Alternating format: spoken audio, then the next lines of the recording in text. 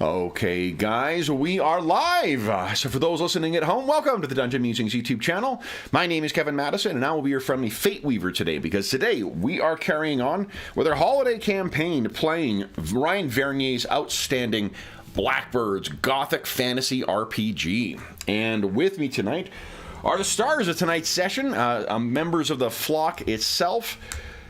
I'll go the order I've got you guys on the screen here. Why don't you tell us who you are and who you're playing? First up, we've got James. So I am Emmeline, the recently joined the flock, and a weaver of the odd. Nice. Next up is Ingolf. Yeah, hi, I'm Ingolf. I'm playing Sibylla the Still, who is a rogue-like character. Yeah. That's... Nice. Next up is Jeffrey. Hi everybody, I'm Jeff, and I'm playing Alaric Stone, and he is the doctor / medic of the group, and much needed all the time. Yeah, and momentarily as well. And last, but certainly not least, is our resident walker of the craft of the path of craft and expertise, Dave. Hey everybody, I'm Dave. I'm playing Gita Van, and she is a walker of the path of bow and blade. Used to be of the spear, and then that got melted, and yeah, we'll see what she plays today. So, guys, why don't we fill in Ingolf with what happened last time? I'm trying to think, Ingolf, when was the last time you played? You knew, did you learn about Lord Ivo yet? Yeah, I was there when we first met this gang leader and his second in command. Have you met Justu Zorzi yet? Nope. Okay, so guys, let's bring Ingolf up to speed of what has transpired and why you guys are in the basement under a Jotunkin's ass. That is quite the tale. So try not to be too lengthy because it was several sessions, but so we had been asked by Valentine to find Lord B. Mm-hmm. Yeah. Lord Blundell, yeah. Lord Blundell, because Valentine wants to use Blundell in his own way, either as bait or some kind of bargaining chip. But we went off in search of clues and to Lord Blundell's location and or some information about the factions. And we needed some healing. So we went and found this maester, and the maester was able to give us some pretty good information about what's going on in the city, who the different factions are with a little bit more detail, and how things have kind of shaken out with the Baron and his children. We were being spied upon while we were talking to the maester. One of the characters noticed that Lord Ivo, in his creepy mask and long black cloak with feathery bottom, was up in the rafters and listening to our conversation. And then later when we tried to go to the Jotunkin camp, Lord Ivo was tailing us. So initially we thought he might have been spying on the maester, but it's clear he's trying to find out more about our characters, where we're from and what we're doing, who we are allied with.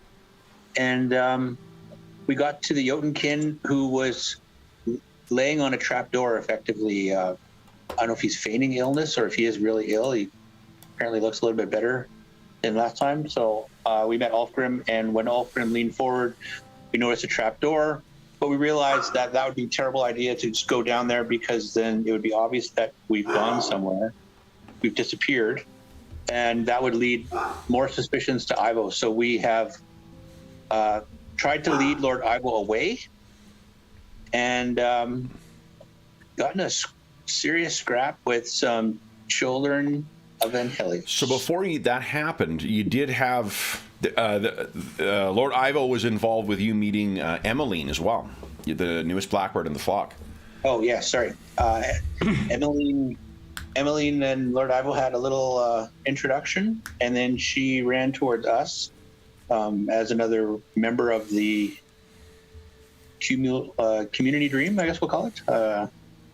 And yeah, we had a little it wasn't really a standoff with Lord Ivo. We just couldn't find where he was, but he knew he was out there, and we kind of regrouped and got everybody safe, and then went off to shake Lord Ivo so that we could go back to the Jotunkin. And while we were trying to shake Lord Ivo through the ruins, we were besieged by multiple children of Angelios, wherein Alaric nearly died twice using fate points. Roland nearly died twice using fate points. Hita almost died, had to expend her one of her cards. And we basically burned off all 6 fate points last night. Yeah. Emmeline also had some insight into what Lord Ivo was asking as well. Lord Ivo didn't just grab her or attack her. He wanted to know who we are, where we're from. And there was he just seemed to be puzzled and concerned as to who we were. Yeah. Yeah. Not the tone you would expect from Good Luck's hound. No. And then having mildly recovered with some magic and skill of Alaric in healing, we were partially recovered, and we went off back toward the Jotunkin, assuming that we'd shaken Ivo and any other tail. And we went down into the trapdoor and finally spoke to the Lord, Adele, and he's told us that he still has some influence. We have to get past his scarred lackey, but that was okay because we have a scarred Alaric right now who's, speaking the same language as Atwell Stoke. Yeah. And, that's right. And Lord Blundell basically told us that if we could get him to, is it the sun? Yeah. To Lambert. Prince Lambert. To, the Baron's son, we could potentially find out what's going on with the Baron's son and realign the families, perhaps, or at least get Blundell to safety, and then kind of work our way into the good graces of the Baron. Mm-hmm. I'm trying to see what the name of the. There's a small hamlet nearby that the rebels are said to be operating out of. Let's see here. It's almost a shame that we spent all this time getting into the city, and now we're going to leave it. So, where we're picking up, then I guess first off, any questions, Ingolf? No, I think I'm good. Up to speed, okay? Anything anyone else has to add? We were just about to do a rekindling in the safety of Lord Blundell's hiding spot. Yeah, you can also, he has a ton of healing supplies here, so you can take 3 Salmiak, 3 Theriac, and 1 Quick Bronze Elixir, if you wish. Yeah, we need them. Yeah. Yeah. So, let's talk about the rekindling then, and some other stuff. I think that Atwell and Lord Blundell will have some other information or options for you to consider. For one, well, let's deal with your immediate your activities during the rekindling. So, what are you guys thinking of doing here? I'm going to use a fortune point and switch from Haunted Visage technique to my reflection in iron. Okay. So that during the rekindling, the Blackbird may fully repair 1 piece of their equipment. Okay. I don't know, is that possible for my destroyed spear tip?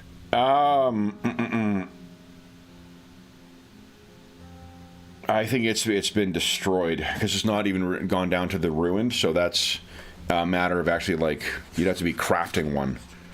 Right. Yeah. So, but well, let me throw this out for you. Then is what looking over how quickly you guys are restocking from the healing supplies, what Blundell says, you may recall that he mentioned one of the ways he's got two potential plans. There is a merchant who seems to still be loyal to him, and he could be smuggled out as basically as merchandise from the things. And let's move over to the other map. 1 second here. And they're not map, but illustration. Let's see here. Here, guys. Boom.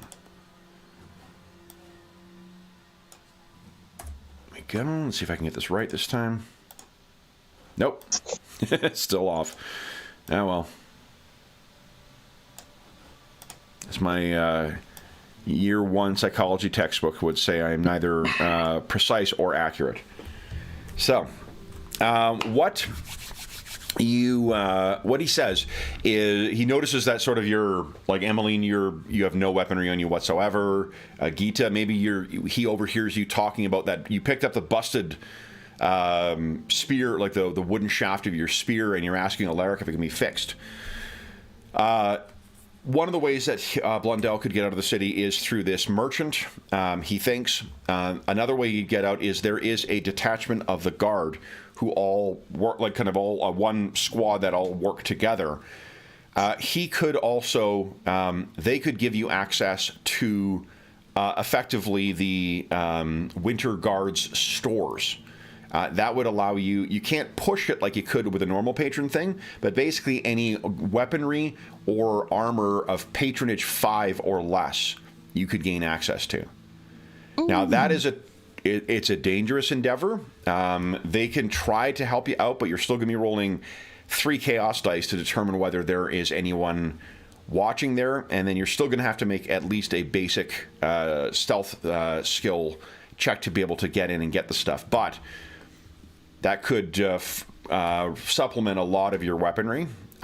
With a number of Winter Guards that you guys may remember your fight at the gates, there's a lot of them, and there's also a lot of people who are just they are viewing the Blundells as enemies of the city now. So fighting your way out of here directly is unlikely to be successful. But if you do find yourself in a scrap once again, that might be something worth pursuing. Is rearming up first and then going. The other thing that Atwell tells you is that he knows, because you may remember he's the one who worked with Valentine and ended up, from what Valentine says, he betrayed him and threw his lot in with the Baron. But he says that if Valentine has sent you on this task and the Valentine knew where the Baron was, Valentine doesn't know where the Baron is. But if he says Valentine may be, if you're expecting to betray him, expect him to give you the same treatment that he gave Nigel, that he intends to give Atwell. Your name will go on Evie's list as future vivisection, candidates. Yeah, we kind of suspected that Valentine wasn't going to uphold any sort of bargain that he given us. So that if you say that to Atwell, he'll nod and say, then you got the full measure of the man then. Yes. His words and his actions are not in alignment. So that's what you can bear in mind. Is those two options are out there for you as well. Let's talk about what healing and such you need to do then. Alaric, I'll leave it to you. Yeah, who is still injured? Gita? Right? Yes. Yes, Gita is moderately wounded right now, still, even after the previous. So I don't know, you did a healing on her early after the battle, though.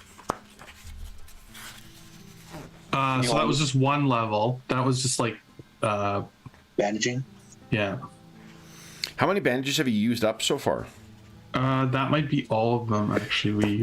I didn't change that number last time. I had 8, so I have 5 left. 5 left? Okay, so you can also, if you want to make more, remember that it's page 195, making clean bandages You would have access to honeypot and strips of linen here. So if you do want to spend spend your crafting downtime doing that, you could do that. Yeah, since we're going to try and find weapons somewhere else rather than fix them, then I'll do that. Okay. So roll tradecraft to make bandages. Well, which one do you want to do first? You've got you have an injury that needs to be treated as well. Oh, if we're doing a rekindling, oh no, I can't do that on myself, can I? Why don't you click on it? Let's see. On screen. The Blackbird can heal damage levels and 1 injury on an adjacent ally, so I cannot do that on myself.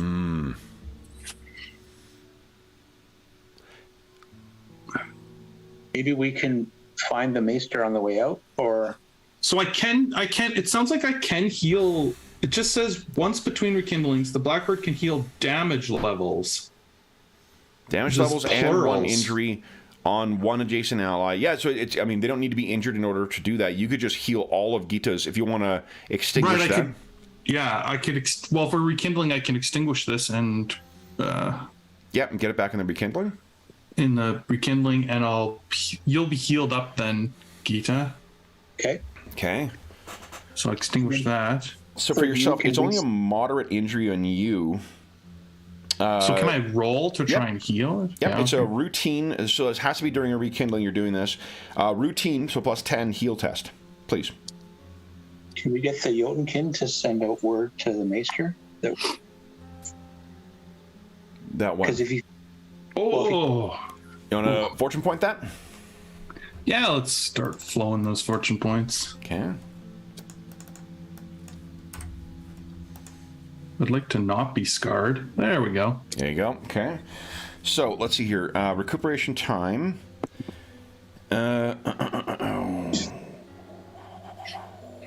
What is your IB, your intelligence bonus, Alaric? 6. 6. Nice.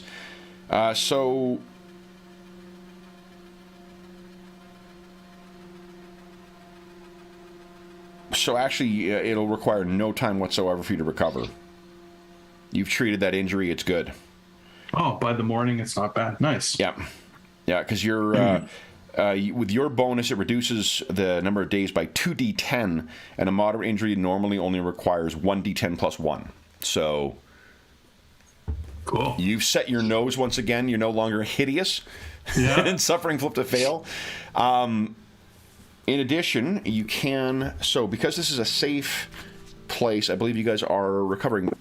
Does anyone have any peril right now?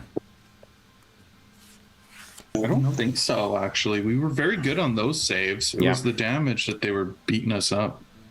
So you, after sleeping during this rekindling, you'll also recover 2 levels on your damage condition, because this is a safe place.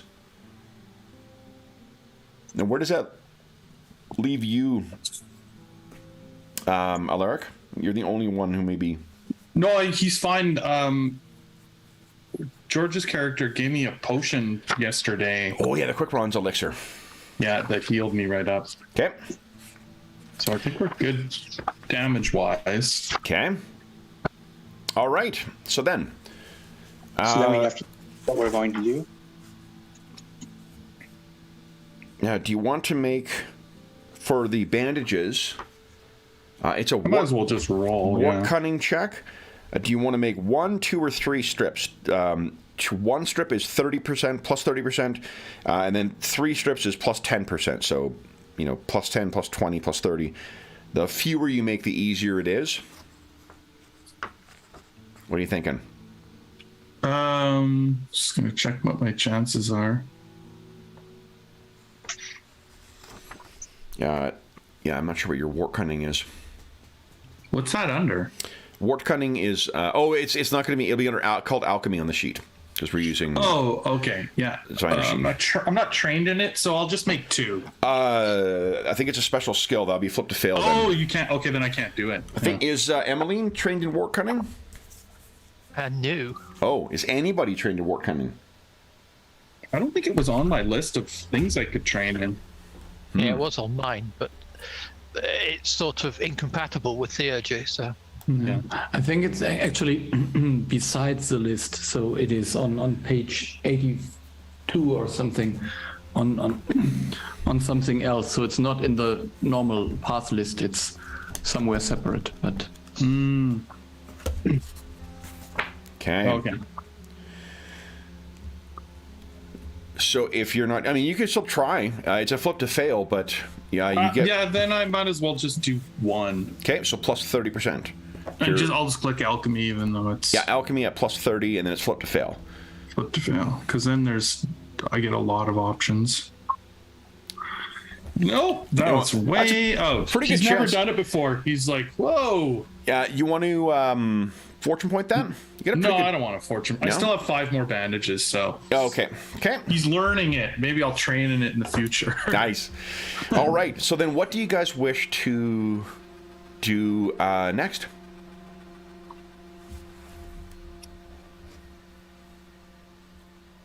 Do we want to try and stock up on weapons? It sounds like it could be dangerous. Yeah, because much as I'd like to replace my dagger, I'm not sure I want to get slaughtered in the process. Well, we could also upgrade too. So, like, if you're using a dagger for throwing, it's only patronage level 2. But if we can get patronage level 5, you can get a light crossbow. No, So- I'm a stabby type. Or even replacing your That's a daggers with technical term. patronage 4. Yeah, exactly. So it's quite high still. So at 5, I can still get it. So that's good.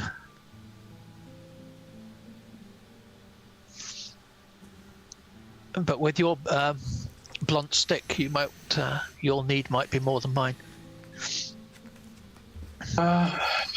Well, Gita picked up a flanged mace when we were last outfitting. So she has a weapon right now. Oh, okay. Yeah. So that's up to you guys if you want to do any more than that. I think we should. Gita says, let's try and connect with the mercantile folk and get Lord Blundell out of the city. Deal. Okay. So the two paths he has is either the guards can try and get him out or the merchants can try and get him out. You want to go with the merchants?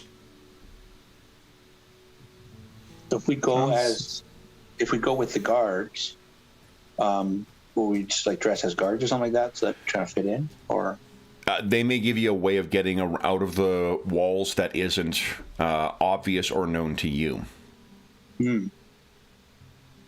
let's do that instead of the merchant, because the merchant doesn't give us another option getting back into the city, but that could be,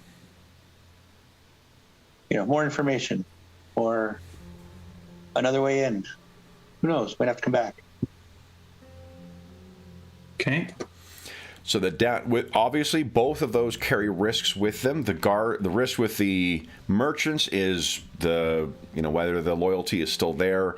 With the guards, you are going to be smuggling Lord Blundell past potentially other guards who are loyal to the Baron, not this traitor to the city. So it's the same type of risk. Neither option is great. It's a different type of risk. The merchant would also be exposing yourself to more of the a potential run-in with Lord Ivo's people, because you'll be going to the market district. Yeah, that might not be good because they know what we look like. Well, and Some other neither of guards. it should be as is abundant looking. Neither of these is an ideal resolution for it. Both of them carry risks with them, but that is the situation that Lord Blundell finds himself in, unless you could come up with another plan. That is what Blundell's been planning from the basement here with Atwell's assistance.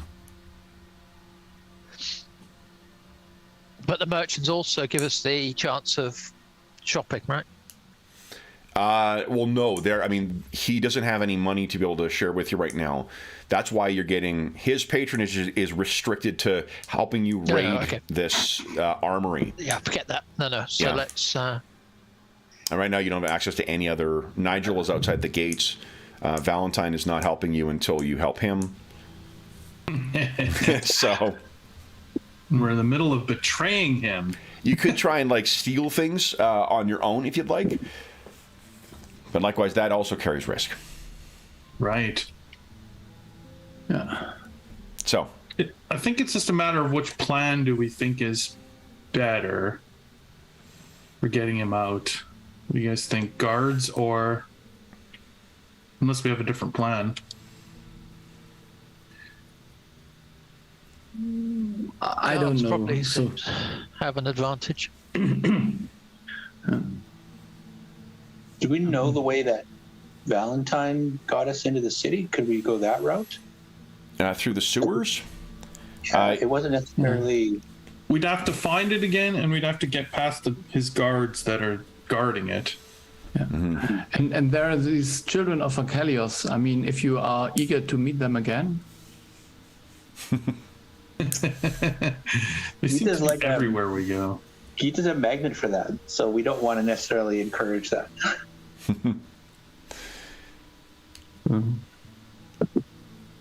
it seemed they lure in the sewer. So Do you talk about that around Atwell?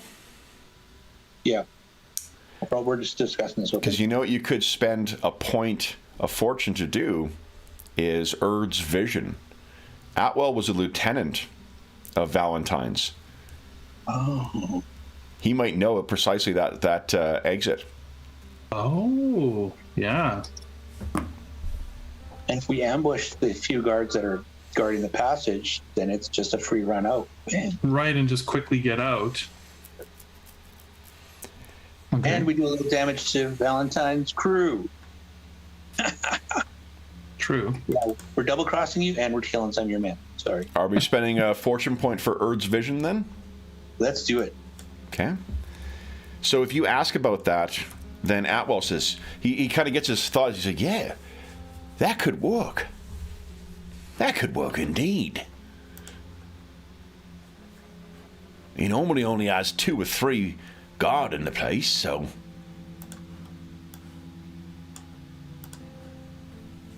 Could be worth the risk. Well, and... Dari, you say it was Nigel who got you in with this, It was, yes. and you're in a bit of trouble with Nigel right now? Potentially. No. Well, if we take care of Valentine, that'll help Nigel, won't it? If you hurt Valentine, that may be pleasing to Nigel. And I know Nigel, he doesn't have the same connections what Valentine does. But if you bring our Lord to Nigel, Nigel is not without resources. He may be able to find us a way. Our Lord has been optimistic about his thoughts of how we get him from outside the city off to Norem. Let's do this. Let's make it happen. Then We'll go the Valentine route out. tomorrow morning. Now we must take care though. Valentine will have an eyes out for us and for you. Or for me and for you. That Evia is. She's going to want to take me apart piece by piece. And I'd soon as not have that happen. We also need to convince our Lord Blundell that this is the correct way and that we're not leading them into a trap. Is it better to go at night? I think, from what I've heard in those sewers, whatever is lurking down there now, they prefer hunting at night, which means the sewers might be clear while they go and do their evil deeds elsewhere. Emmeline, are you trained in education? Nope, afraid not. Nope. Alaric? Yeah. Yep, go ahead. I am trained in education. This will be a... Ooh. so actually, it would be a plus 10, so that's only off by about 9. You want to... Or a little less. You want to fortune point that? Sure. Let's Okay. do it. Go ahead and add plus 10 to your roll. Yeah. There we go. Yeah, that makes sense. If there are the children of Helios down there, that is the daylight is anathema. The light of Hyperion is anathema to them. So if they're eager to go out and hunt at night, that may be precisely what they're doing. It may be the reverse of what you expect, but the sewers may be much safer at night than during day. Well, Yeah. So we'll rest and head out in the morning. Okay.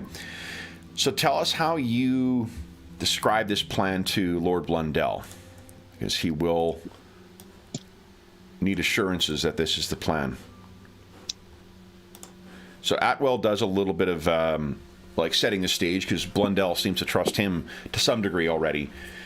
And then Lord Blundell, once he wakes, says then, Atwell's told me your plan. You wish to secret me out through one of that rogue's own secret routes out of the city. Yes. that is the idea. He says you have a contact on the outside as well who may assist us on the next leg of our journey. Yes. And he is at least a bit practiced in this. Well, and going straight through Valentine's passage is the least likely thing that he's to expect. He's either thinking we're bringing you to him, or if we're double-crossing him, sneaking him out some way. But he's not going to think we're sneaking him right through his territory. So if anything, he's got his people elsewhere looking for it. Hopefully that'll mean thinner numbers at the passage. And Nigel seems quite benevolent, though maybe less effectual, as he's not as well connected as perhaps some others, but we can trust him.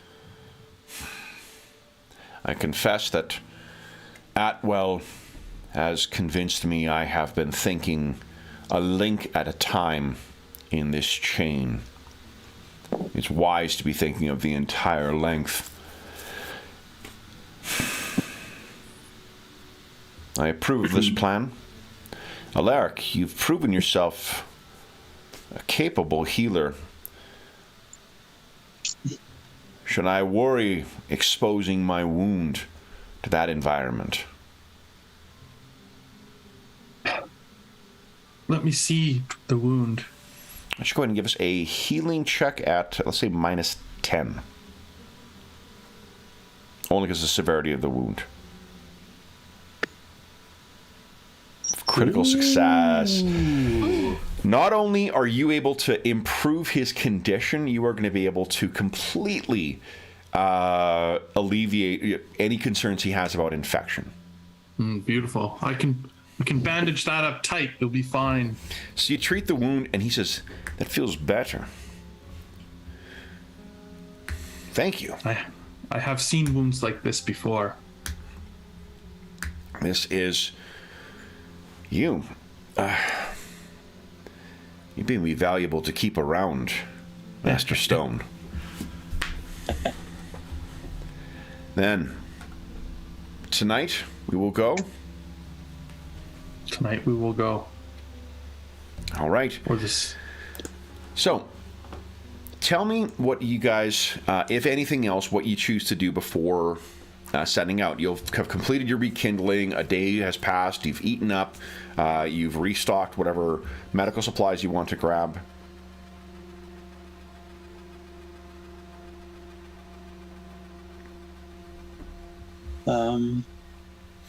Mechanically, what we're going to do once again is half of the party will just make stealth checks themselves, and then the other half will be able to make them with the assistance of the others.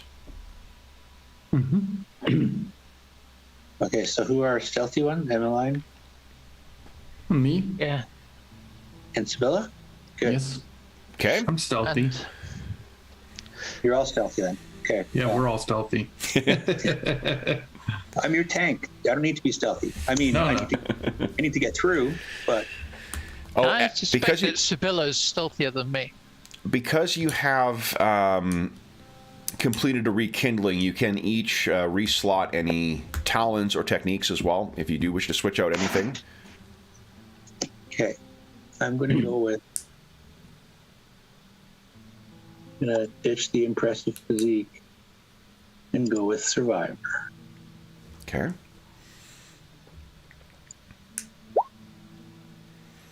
Nice. That's a good one.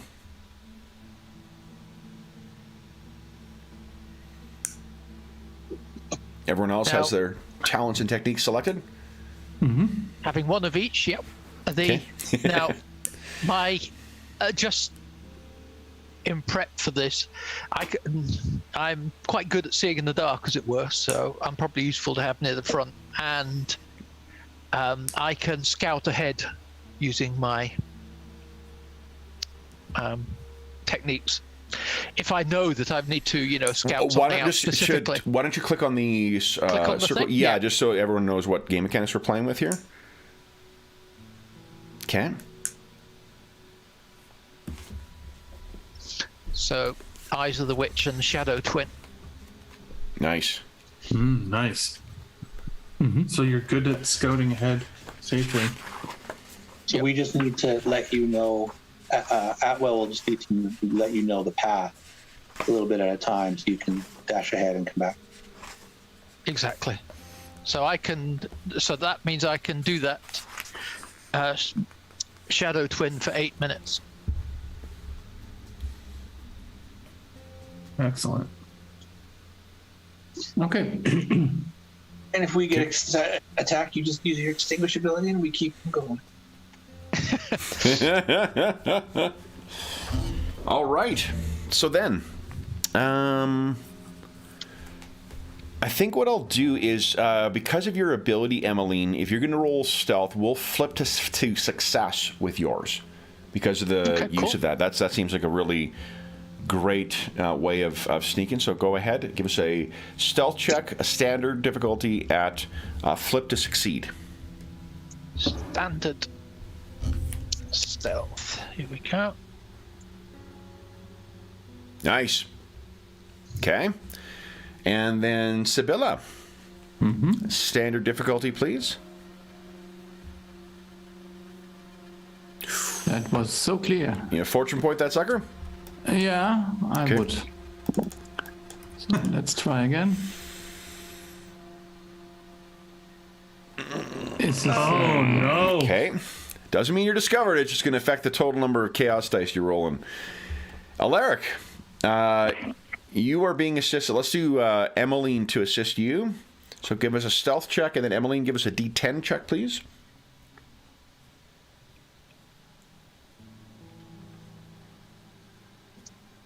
No, not much help. Not a huge amount of help. Too far ahead. I think she suddenly appears next to him. Oh, there it We're is. fine. And Alaric screams like a... Wah! So go ahead and give us a stealth... A standard? Standard, yeah, standard difficulty. Holy sh! You want a fortune point On that? Yep. On the good side, you're now only an 84. She really did help. Oh, okay. Oh man. Hey, wait, but 88? It looks like we're going to be fighting in the streets again. Make it a critical failure. Ay, ay, ay. All right, Gita, why don't you give us a stealth check, and Sibylla will assist you. Okay, so let's see. That's 0-5. That is a success. Nice. All right, so then, would you guys kindly roll? Let's have, we'll split it amongst, we'll do the stealthy guys. Emmeline and Sibylla, would you each roll 2 chaos dice for us, please? Oh, yeah.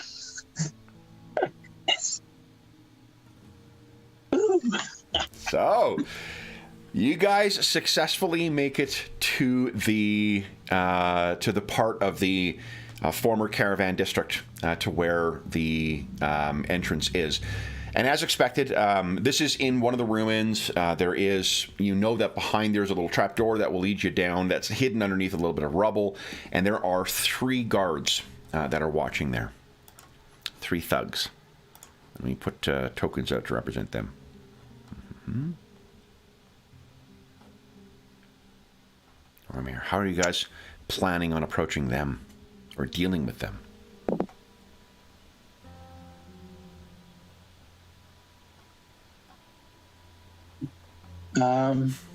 Why doesn't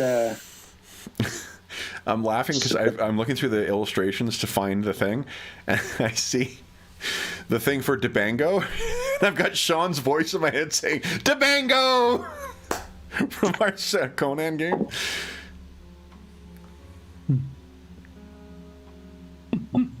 I mean, so this is a very grim setting, yes? I mean, I have this extinguish action. I mean, I could shoot 2 of them actually with 1 shot. Why don't you click on that? Care if it slays 2 or if it... Yeah,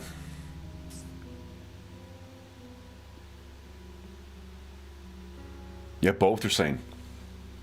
So 2 could be done with Sibylla. But then you can't use that till tomorrow. Till rekindling. Yeah, I know, but I mean. Now I could try something. It seems a shame for you to use up that. Really? She kind of wants to shoot them. Yeah, no, I mean, come on. Yeah, but if you know something better, then we'll do that.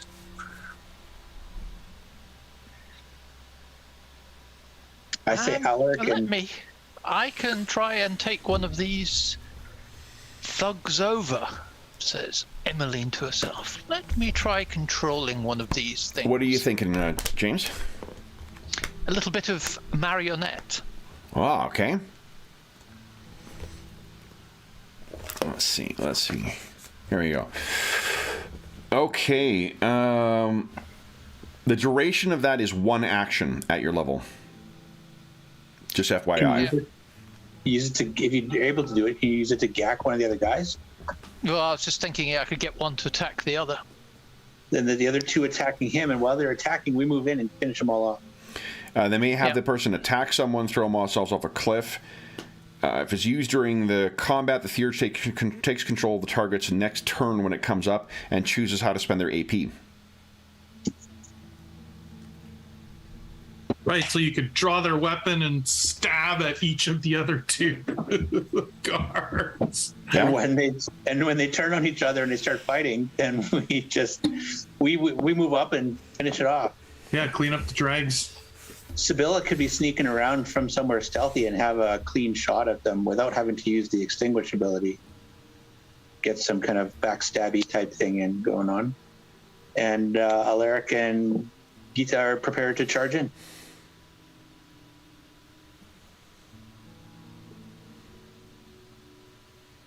Shall we give it a go then? Okay. So you've already made your... I'll say that you're able to get within 10 strides of them without having to indulge in other stealth checks. So where do you foresee yourselves? Are you all together? Are you spread out? What are you guys thinking? I can stay a bit back because I just need to be able to see them, not anything more. Okay, let me do this. I'll add them into the initiative order, and then we'll have everyone click on their token and roll initiative, and we'll just give some structure to when you guys are taking actions. Oh, here we go. We rush in after one of them stabs the other, and if it doesn't happen, you gotta let us know because we're waiting. Okay. So everyone click on your token and click on initiative, please. This will just be for the surprise round.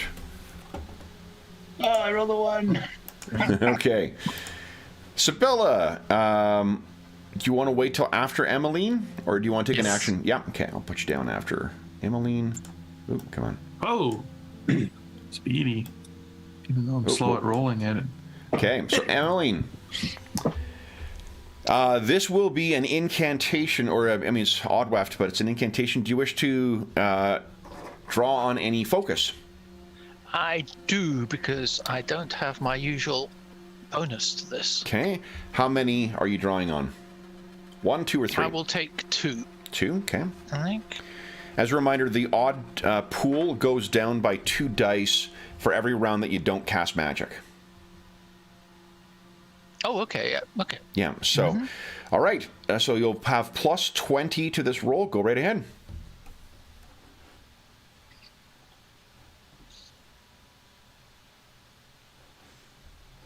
Nice. Success. All right. All right. Now so they will. Yep. So it's on his turn, actually. So it'll be actually the start of the next one. Does anyone else wish to do anything during the surprise turn?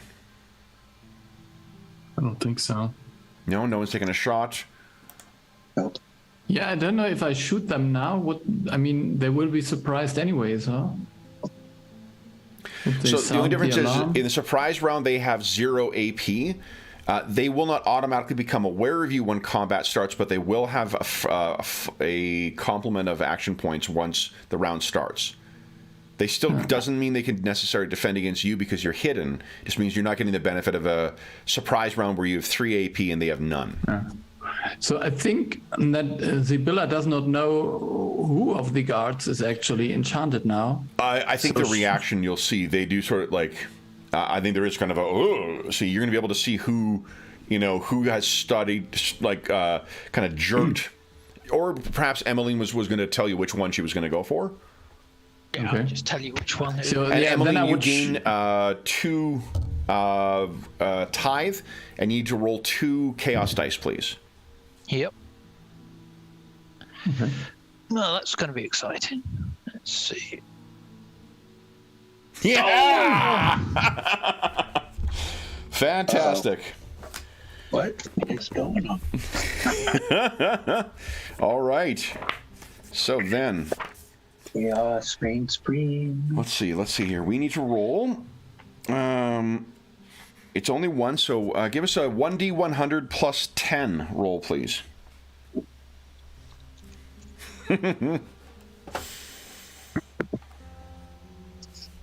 Oh. 86. That's high. 86. All right. Okay, let's see here.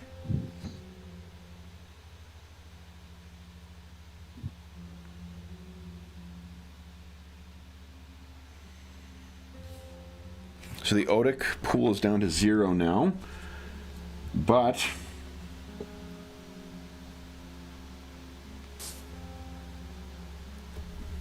so I'm just trying to make sense of they say that they're referencing the participants and trying to figure out what the fuck they mean by participant. If it's only yourself, the target, or what?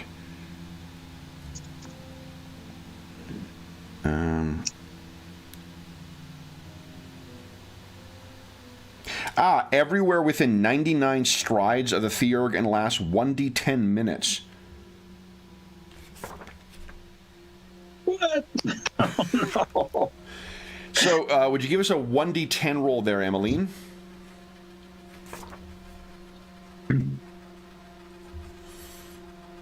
Eight minutes.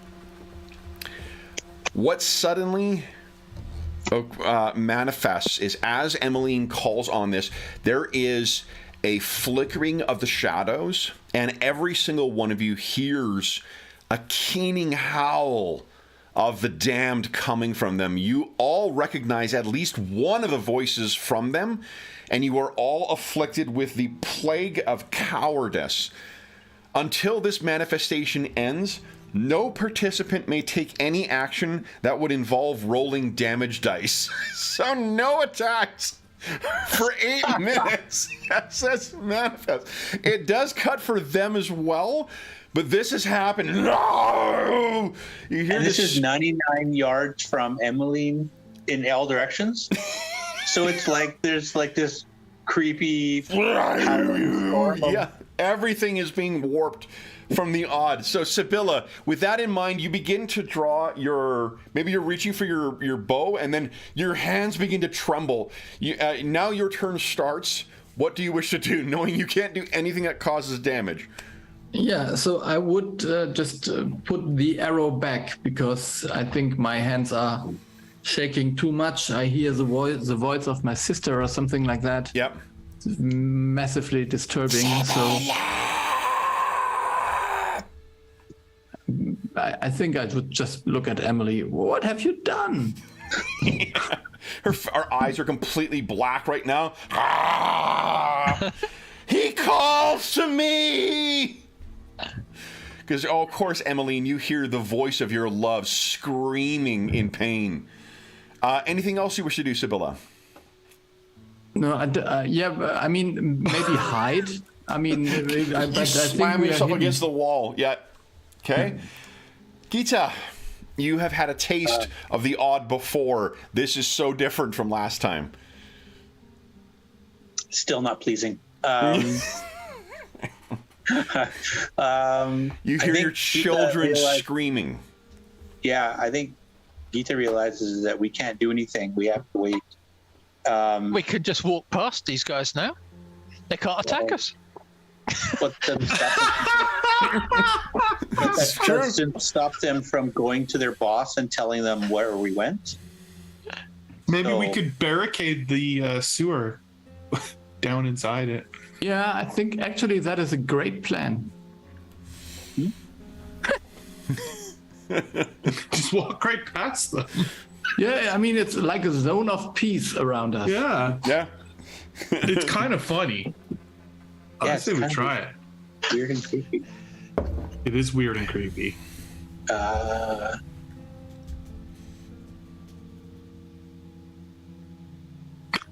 Gita's like, I don't think we should go. Okay. Alaric. She's just We'll gonna start hide. the first round proper here in the initiative order we rolled. So, Alaric, you're up first. What are you doing? 3 actions. 3 AP. I don't have any idea how long this odd thing lasts, do I? No, So but you can hear I think that's what almost I like would do. behind your ears, you can hear the Yeah. flapping of birds. I would look at Emmeline and I would say, how long is this going to last? Quite a bit. 8. So remember, guys, when you're thinking of how to roleplay this, you're all absolutely terrified. Yeah, absolutely. Yeah. Like, how long is this going to last? This, he's freaking out, right? Grabs you and shakes you. No, I'll be out of it. Yeah. Okay. Yeah, No you're answer out of it. is Yeah, no, forthcoming. But it does seem that it's affecting the 3 thugs as much as it is you guys. You have Okay, so probably on this, 2 more AP. that's all I'll do this turn. I don't have Okay. any other actions specific. I'm going to make resolve checks for them. Let's see here. I've got it marked. There we go. Nope, that's the Zoom call. Come on, Madison. Here we go.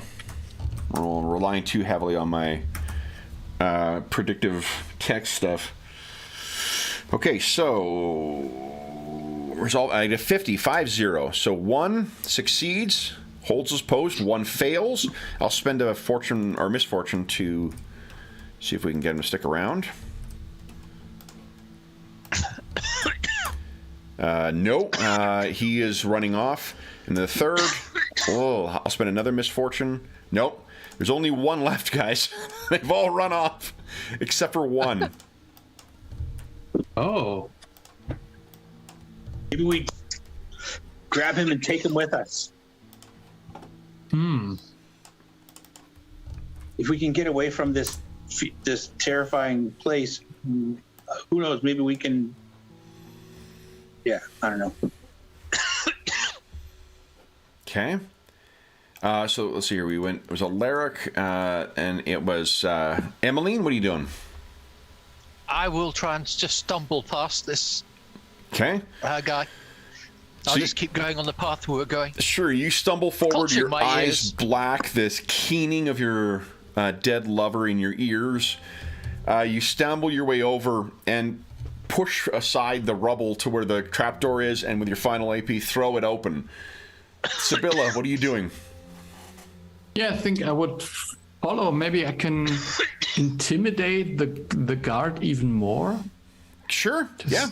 Just trying to make him run away as well. I think we don't need to. It's we don't have there's not officially rules for it in the game, but the same thing of like words as weapons from Flames of Freedom. Give us a intimidate check, please. I'll resist it with resolve.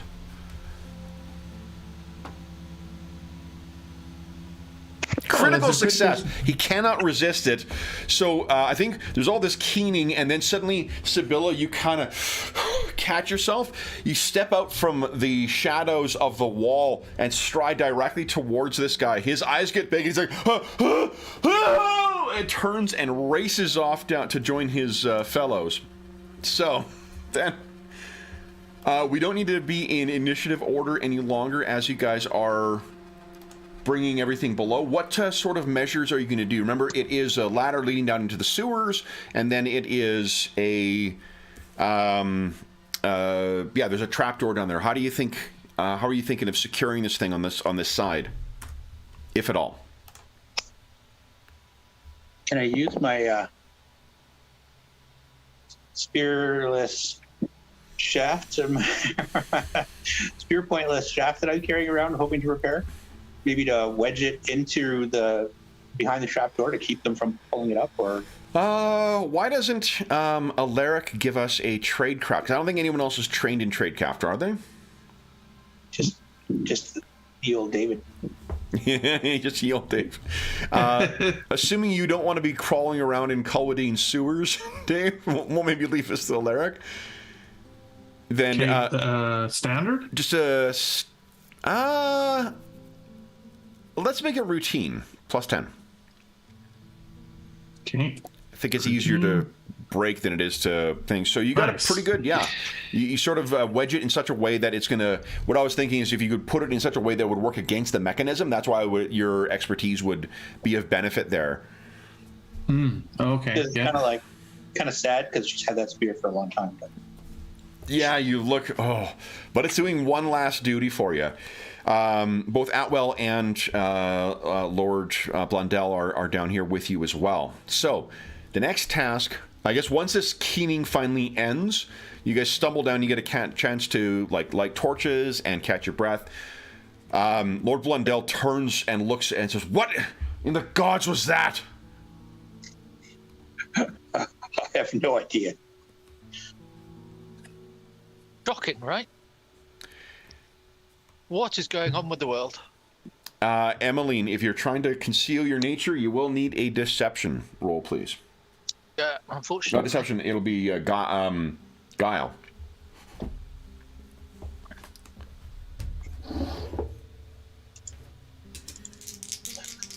So just a standard guile check for Emmeline, please. Look at that, though. Holy smokes. I'll spend a misfortune to reroll. Okay, so tell us what convincing lie you've said, Emmeline, because Lord Blundell has not connected you to this as of yet. I just say we were about...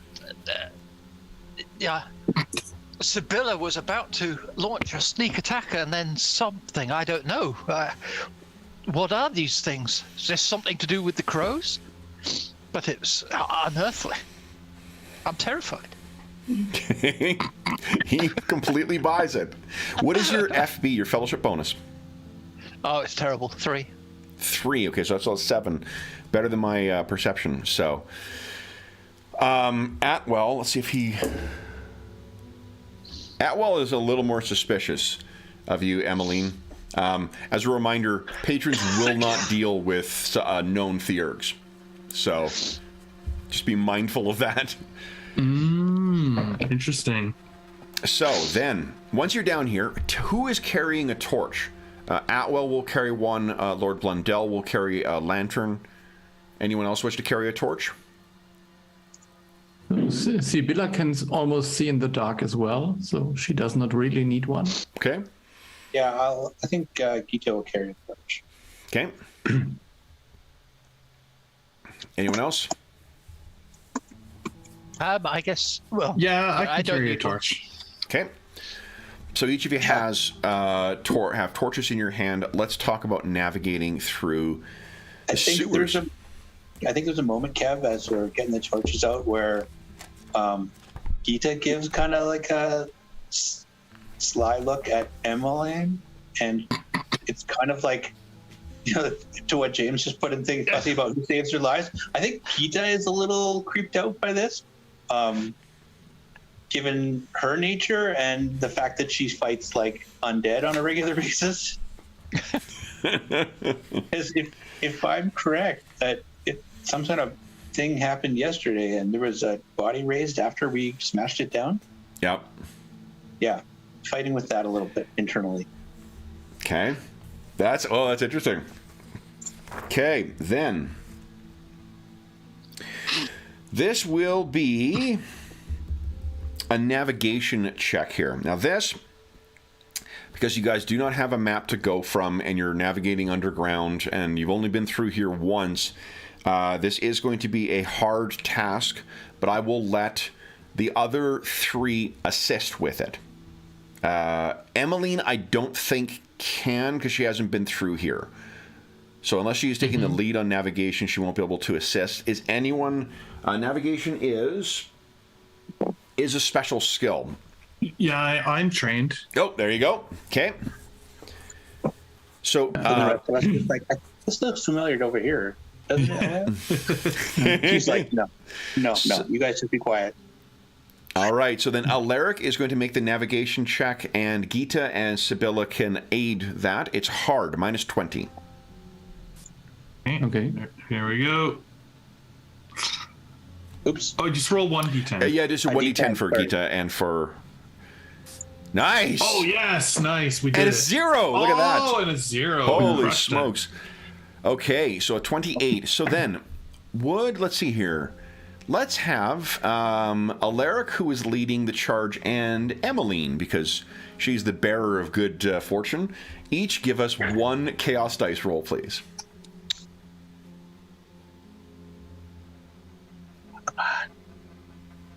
No chaos, no chaos. Chaos at the top. Just Emmeline? one from each of you. Yes. You guys are chaos. able to make it to the far side of the sewers. It takes you about an hour or a little longer, but without incident. You definitely hear that large squeaking sound you heard from before, once again, and you think you hear a moan that echoes. Like, you all stop for a moment and wait for maybe a tense couple of minutes, waiting to hear if it comes again, but nothing comes.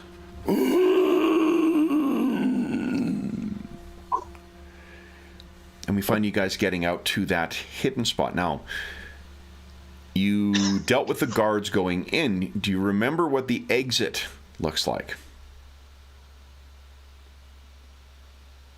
Remember, there is that tent under which they were concealing the entrance in the middle of the kind of plague community. So there will be more... Oh, yeah. There was this thing with the plague, yeah.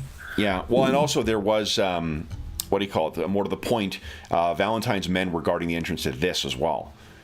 Last time you were there was about 3 or 4 of them.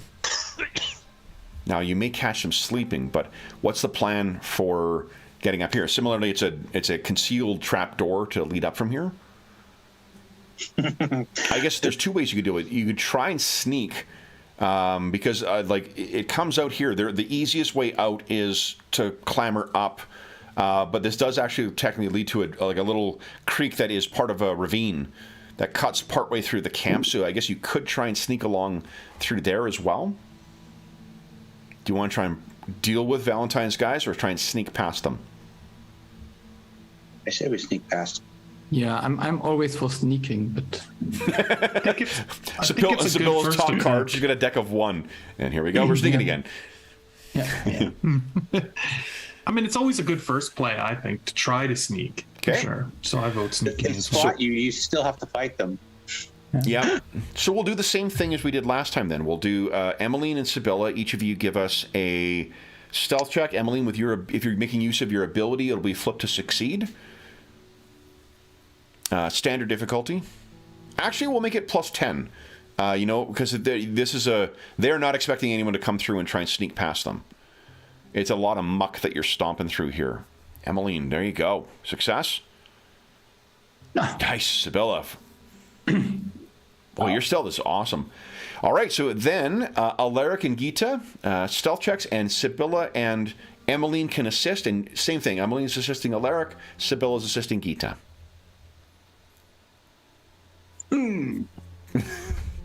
Assisting is a euphemistic way. Gita doesn't need it now. Gita, it's a difficult decision. Do you want to take your success or do you want a 99 as your failure? I think I'll take my success. Okay, you got it.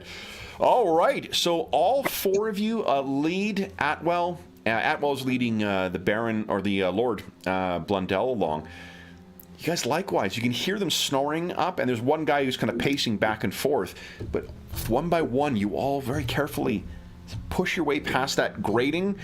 First, past that secret door into this part of the sluice, out of the sluice drain, and then you're able to sneak down. You can see maybe one of you stops and looks back. It might even be Emmeline's shadow form that kind of flickers in the tent for a moment, and a guy is up, getting a drink before bed, and kind of thinks he hears something, and then the shadow disappears into a corner of the tent. And the four of you were able to sneak Lord Blundell out. Now, let's roll, because you all made successful chance. It's only who is feeling lucky here or is feeling left out because they have not been rolling chaos dice yet. Hey, Sibylla. Oh, Gita. Why don't you, Gita, give us a 1 chaos dice roll, please? The chances of any kind of encounter are quite low at this point. And this is not related to, hey, there we go. All right. Oh, man. So this is not related to the tent. You guys have successfully snuck your way past that. So let's narrate a little further forward in the scene. How do you guys plan on getting out of this ravine? Like, you can kind of walk the distance and then try and scramble up. Is anyone really particularly good at athletics? No. Yeah, trained. Okay. Anyone have a rope? I don't know. This pre-gen's lacking a You gotta love a game where it's like you feel like it's a big accomplishment to get a rope. I don't think I have a rope. So then, It's not a very Emmeline thing. let's do this then. Gita, why don't you give us an athletics at standard, and this is going to model you getting out of there and you helping everyone up. It's going to be whether it's we're rolling peril for ho mama. Do you re-roll fortune point one. that sucker? You got it. Point, yeah. Because There you 20 go. says, yeah, you can do this. You pull everybody out. Why doesn't everyone give us a toughness at plus 20 to reflect Gita's assistance and Alaric's assistance for making your way through the sewers? Make sure no one got fortune point that, Emmeline. Yeah, let's do that. Fortune point that, Sibylla. Yeah. Critical Yay. success for Emmeline. Beautiful.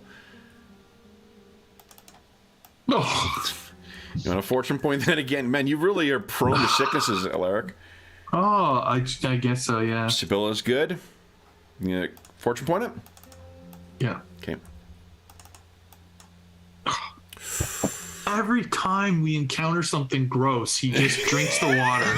Every time. How did Gita do?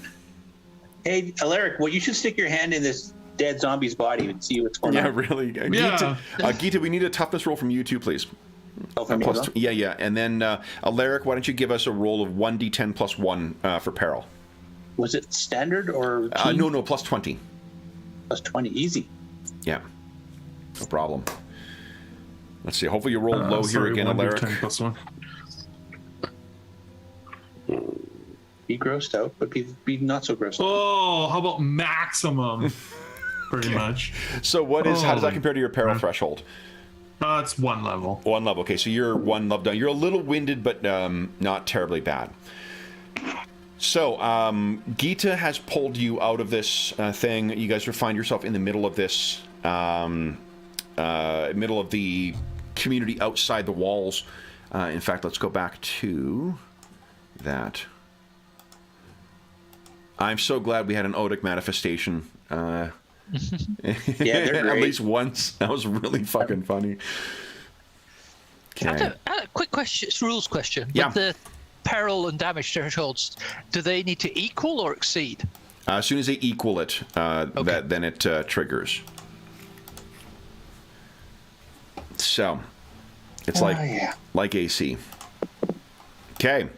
So, you guys are making your way through here. And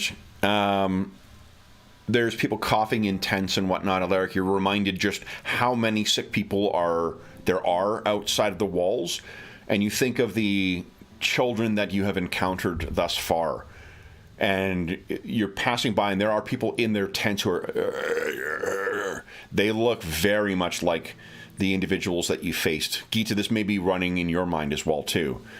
You pass one tent, and there's a person who, almost like down to a skeleton, looking up at you as you walk past. But you're able to leave the kind of the infected part of or the sick part of the refugee encampment, and start making your way towards the bigger and sturdier structures. You know that the what is it? The something an arrow. The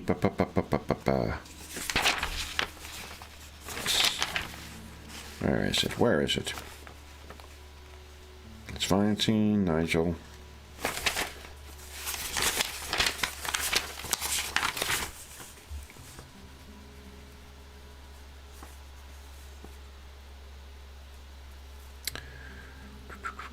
The plow and harrow.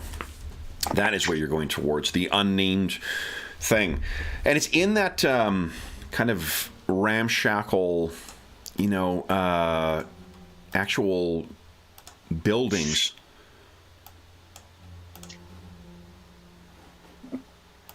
Where there is someone who kind of wobbles out. Get it right? Pretty close. I'm getting closer, guys. I'm going to practice my aim during the break.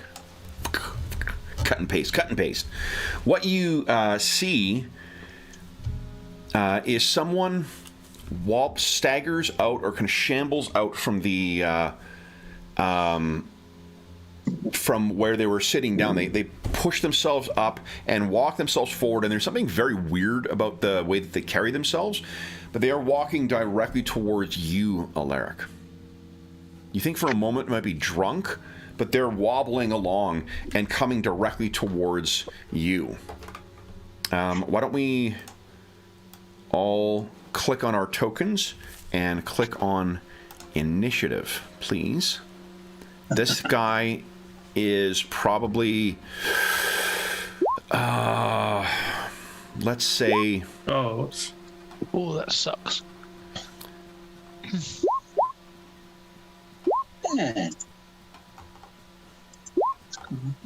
Okay. Let's say that it's about 7 strides away. Let me... Yeah, that'll work. Let's use this one for it. Doesn't have a top hat on, but I like the sickly look of his face. And...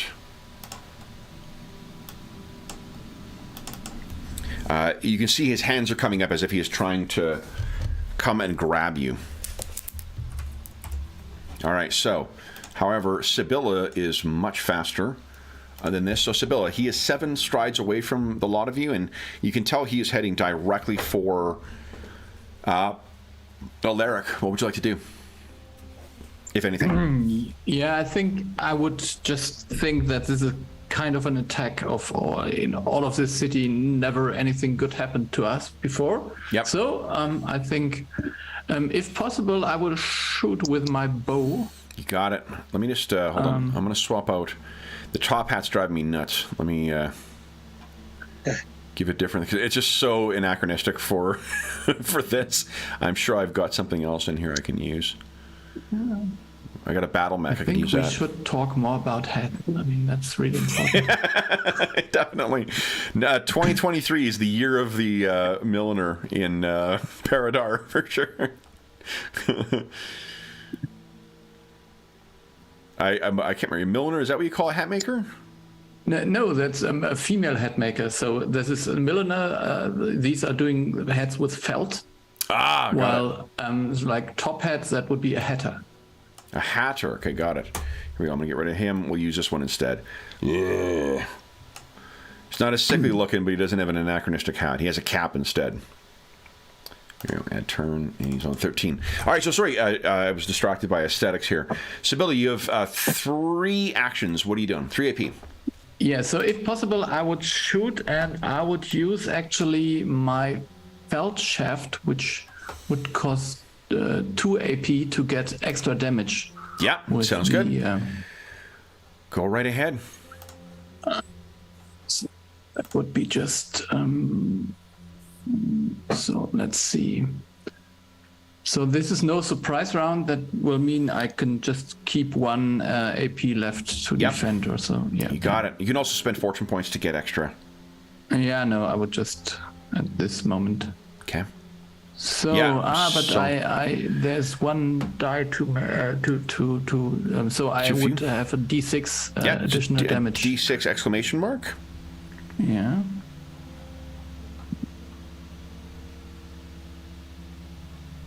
Yeah. Okay, so that's 11 right now. Do you want to spend a fortune point to add 6 to damage?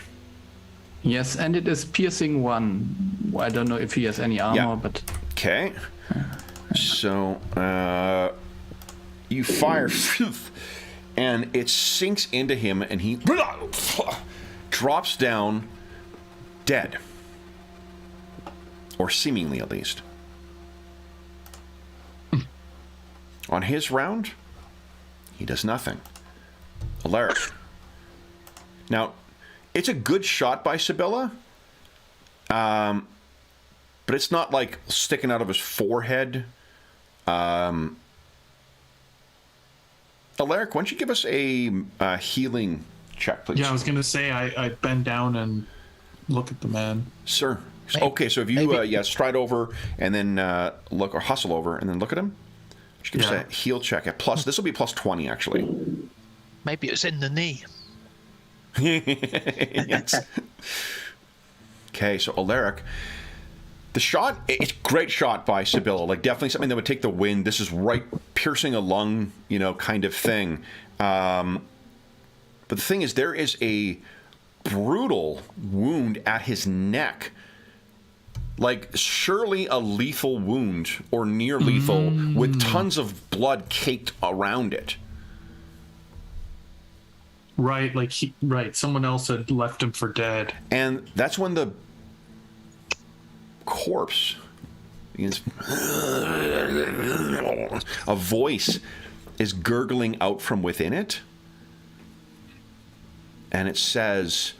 Have you heard the wings? And its head kind of snaps, looking at you, Alaric. Have you heard the wings? And this is a voice that is forcing itself out through this corpse's vocal cords. His lips aren't moving, which is why it's hard to understand. And his eyes aren't even looking at you because the body is dead. Yeah. Why don't you give us a resolve check, please? Oh, man. This will be standard.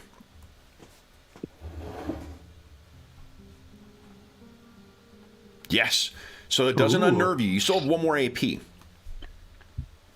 I'll turn to them and say, it's trying to say something. The body. The body then begins kind of convulsing. Emmeline, you're up next. God. What are you doing, Emmeline? 3 actions. 3 AP. I'm going to look around and then see, is there anything else? Sure. Or do anybody that's watching? Yeah, or... give us an awareness check, please.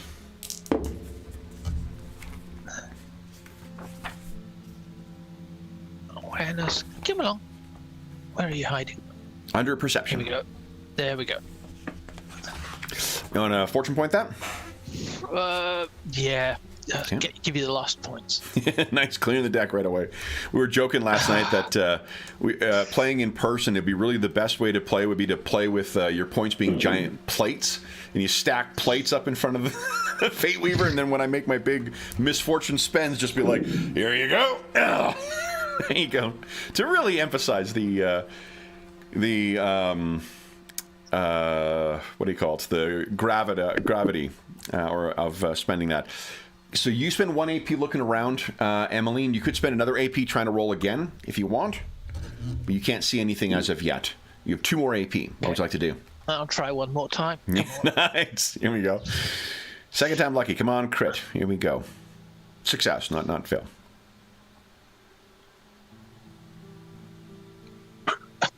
You want a fortune point then? No, well, we'll keep one just for laughs. Okay, so and your last AP? I will keep on my balls of my feet, ready to Okay.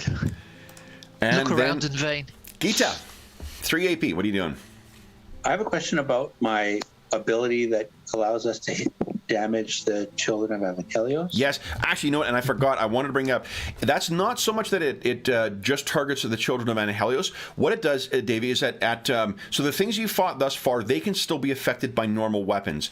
Just so you know, mechanically, the next most powerful thing you'll face of the children of Helios, those things have no mortal blade. Some of them also have no mortal skill. No mortal skill means you can't use extinguish abilities on them. So the no mortal blade, the next most powerful kind of children of Helios, and everything else you would see, those all have that abilities, but so do a ton of other things in it. I haven't used them against you guys because they are quite challenging. And yeah, we don't want to die. Okay, so I'm wondering when this effect occurs, is there like a manifestation, something visual? I think so. Yeah, I think there will be a sign that you are a scion of Hyperion. So when she hits a dead walking creature or child of Helios, there's like a flare or some kind of she recognizes something. Quite possibly, yeah. Like you've got the because every weapon you carry always has that thing. You have the blood of a demigod in your lineage. So like if you wanted to test the waters with this corpse, you could hit that. If there is something unnatural about it, then you may see a reaction. Okay, she's gonna go and she'll hustle forward. Yep. And pull her flanged mace and smash it in like the bare hand or the bare arm or something like that. Yeah. So this is really just take plus 30 to this attack. Yeah, she just wants to make contact with it to see if her weapon flares as it would fighting. Yeah. The children of Helios.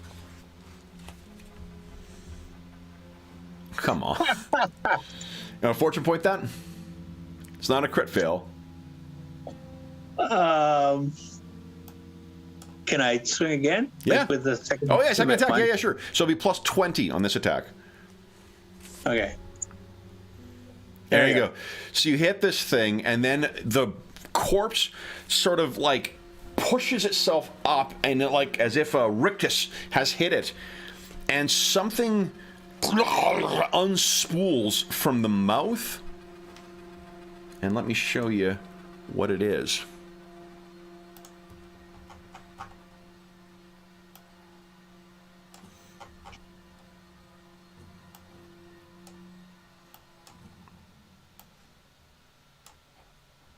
Let me get rid of the corpse and then reveal what spools itself out.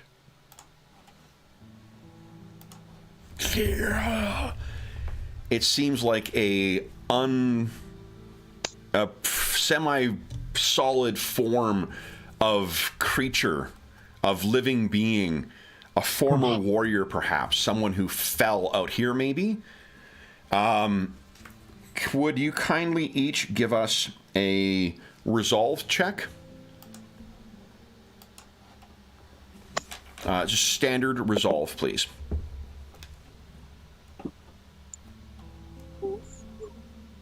This one. Nice. Look at all that green. Is this, Kevin, would this thing be a restless dead? It is. Oh. That's a sublime success. Okay. then. Gita, that is a sublime success for Emmeline, yeah. You're not down on your peril threshold at all, are you? No. No, okay, so you would have gained that back. Gita, do you want to spend a fortune point to re-roll? Take the peril.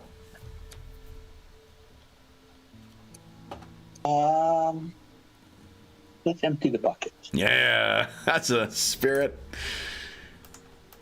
Oh, that is not, however. Oh, shit. Gita, give us a 1d10 plus 1 roll, please. Oh, actually, 2d10 plus 2. Sorry, this is much more terrifying. Sure. I'll have to trigger. There we go. Oh, but a great roll. All right. So this thing, as it unspools, I don't think does that beat your peril threshold? No, my peril threshold is 8. Nice. You just it off. You've all kinds So of you horror. steel yourself. Yeah, and as this thing forms, it looks directly at you, Alaric, and you can hear. You can't see its face because partly it's and what you can picture is this is almost like ribbons of flesh and mist that are pulling apart and going back together. And it turns to you, Alaric, and says, "Have you heard the wings?" And why don't we take our mid-session break, guys? So, let's do that, then we'll come back, then we'll roll initiative, and then we will see what our heroes do next. And allow me to add this thing to the initiative track.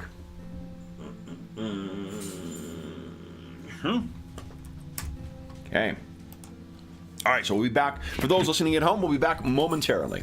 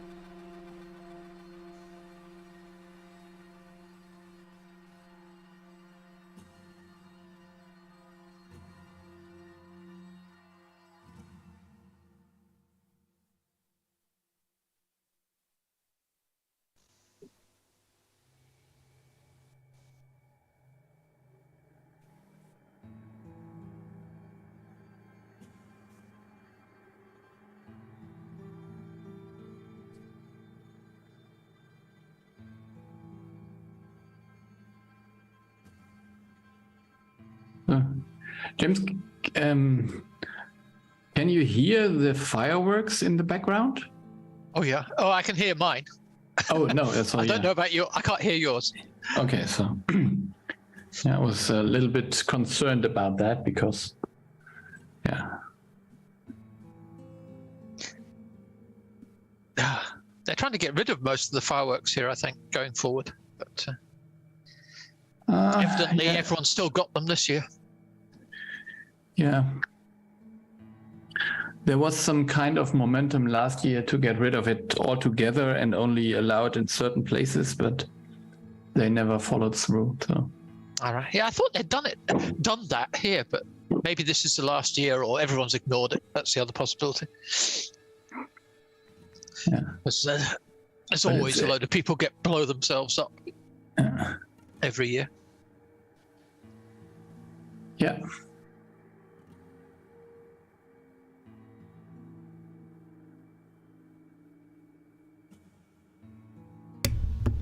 All right. Raise a glass, guys. Today is the last day of the modifius Conan license. Oh, yeah, so I should have picked my Conan mark then, but yeah. But this is Green Lantern, that's also okay. Also, definitely okay. Which Green Lantern? It's all of them. It's so you have. Oh, nice. The Gil Kane cover there. So, Yeah, Alan Scott. Look at that. Nice. Hal Jordan. Hal Jordan. Yeah, it's mostly Hal Jordan, and it's even Green Arrow here because it's nice. Yeah, because of the Denny O'Neil run. Yep, that's awesome. Neil Adams. Oh, that's great. That's a great looking mug.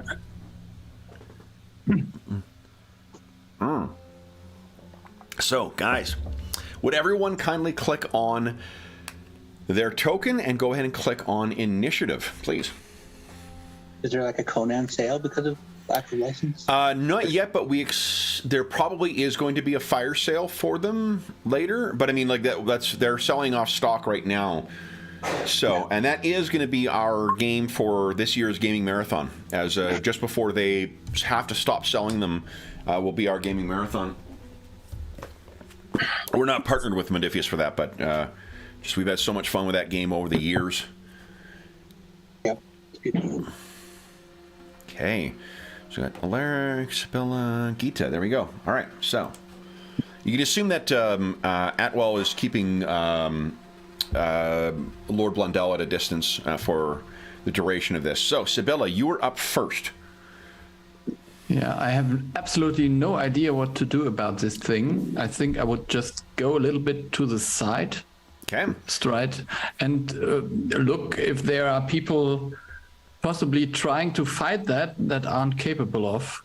Okay. So basically shield bystanders. Oh, sure. Yeah, yeah. Why don't you give us an awareness check if you're looking around? Please. Yeah.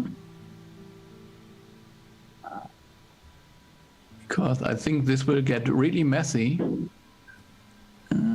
So awareness. Nope. You want to fortune point that? No. Okay. You still have one more AP probably.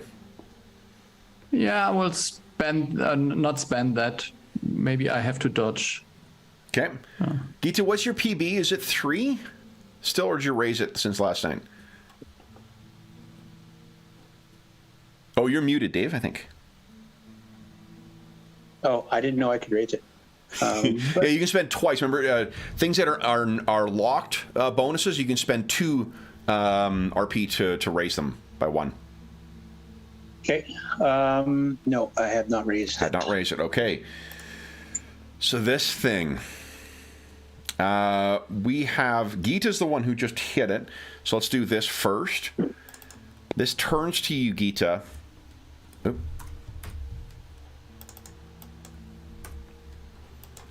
And it locks eyes with you. And its hand comes up like that.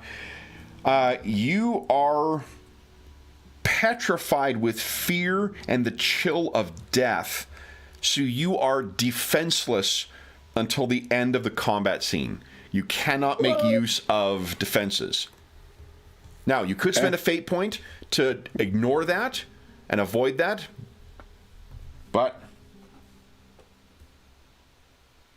no, I think I'll be all right. okay. Then I will use my last 2 to try and unnerve you. Would you give us a resolve check once again, please? Just a standard one.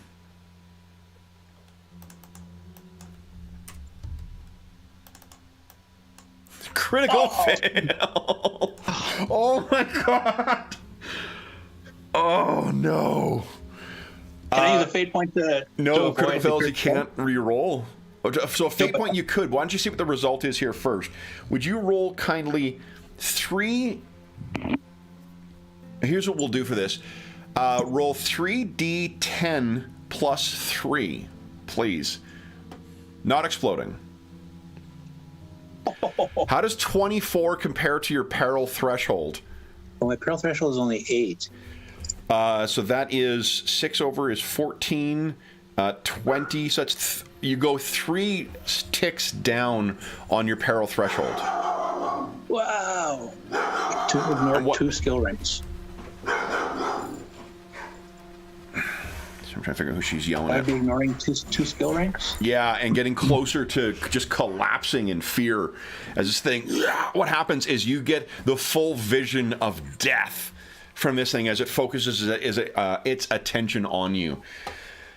But then you get to act. What are you doing, Gita? All right. Gita is going to use a targeted attack. Okay. Does it have legs? It kind of looks like it sort of does, so it sort of doesn't. Is it floating? It seems to be floating. Yeah, its own legs probably aren't going to do anything. Maybe she'll try and hit it in the head. Targeted attack in the head. Okay. I'm just going to see what's going on outside. One second. Who the heck is she? All right. Going to swing my +5 Holy Avenger. Oh, that's why. Sorry, guys. Okay. Yeah. So I'm going to attack with my +5 Holy Avenger. Yeah.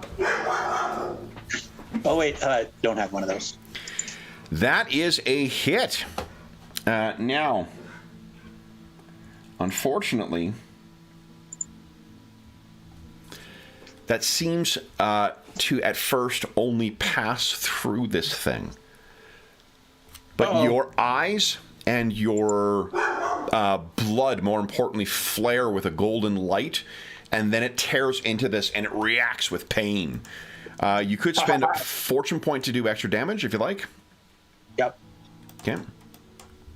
Extra damage. Got it. Okay. And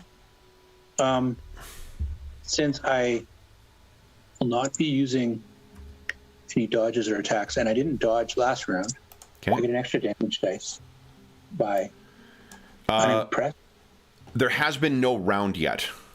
Okay, so then next turn. Yeah, next turn you would. Yeah. Okay. Okay. So that has been, let's see, that's been, what, 2 actions? 1 AP? And I can't dodge, so I'm going to swing again. Okay. Go ahead. So this will be -10.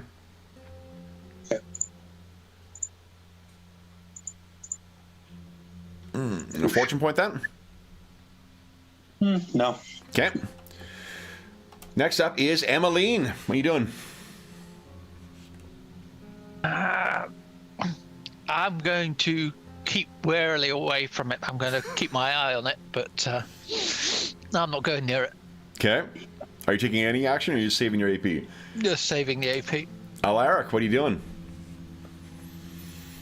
I'm gonna activate my godling power. Okay. The one for Corvus. Okay. Lets me speak with the restless dead. Yes. Okay, so there is a distinctly ash-like cast to Alaric's skin. His hair appears almost as feathers and much darker than the gray you see here. And his eyes are jet black. That is, let's see, I don't think that costs you an action.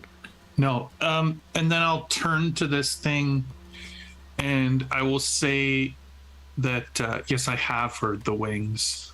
Okay. I believe there's been several times you've mentioned that during these sessions that he's heard the wings of birds flying. Okay. Then that is the end. Oh, give us a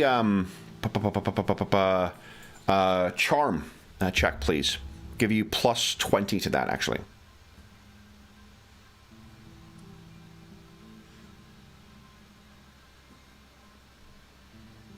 You want to fortune point that?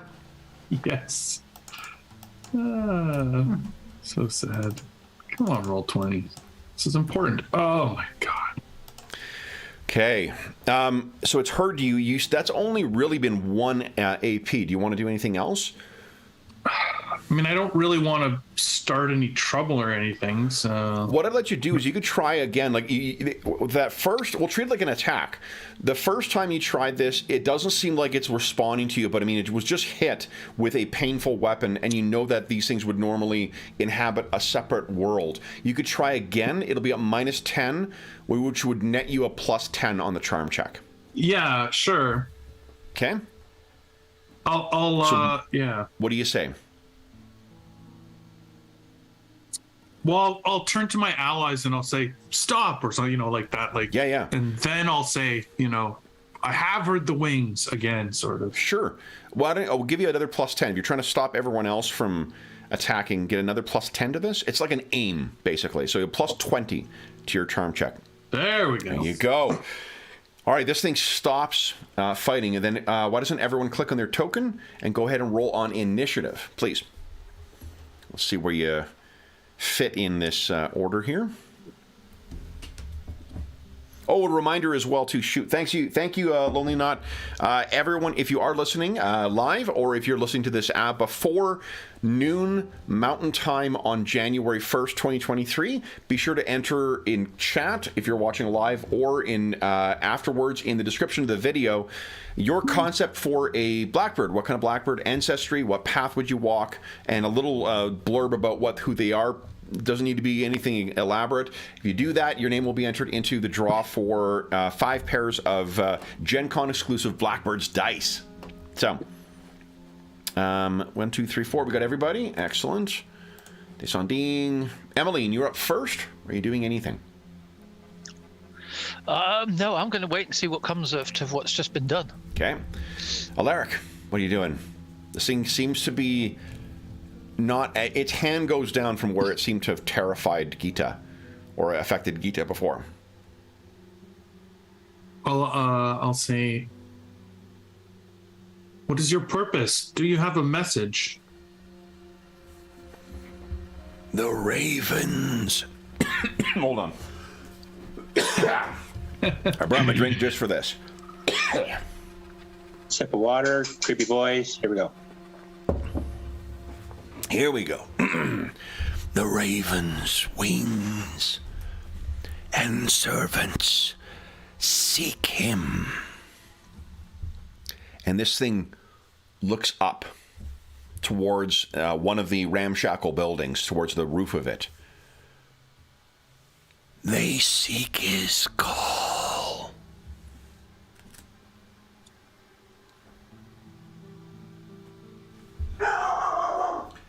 It is looking away from you up at something. Like into one of the buildings or one of the ramshackle. Is looking at the roof of one of the buildings. So there's someone there we should speak with. Do you look over? Yeah. Okay. Like towards the. Okay. Looking over. I see someone. Yeah. A second here. What you see perched atop the building and hunched are 2 figures that look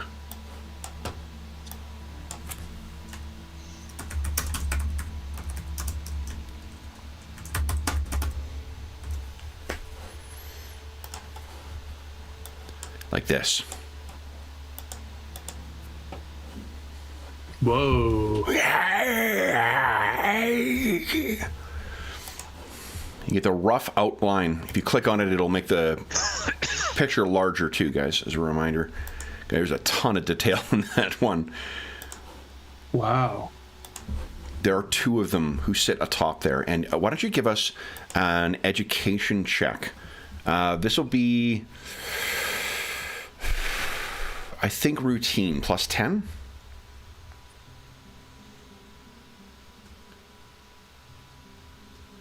So, Alaric. Education at plus 10. Nice!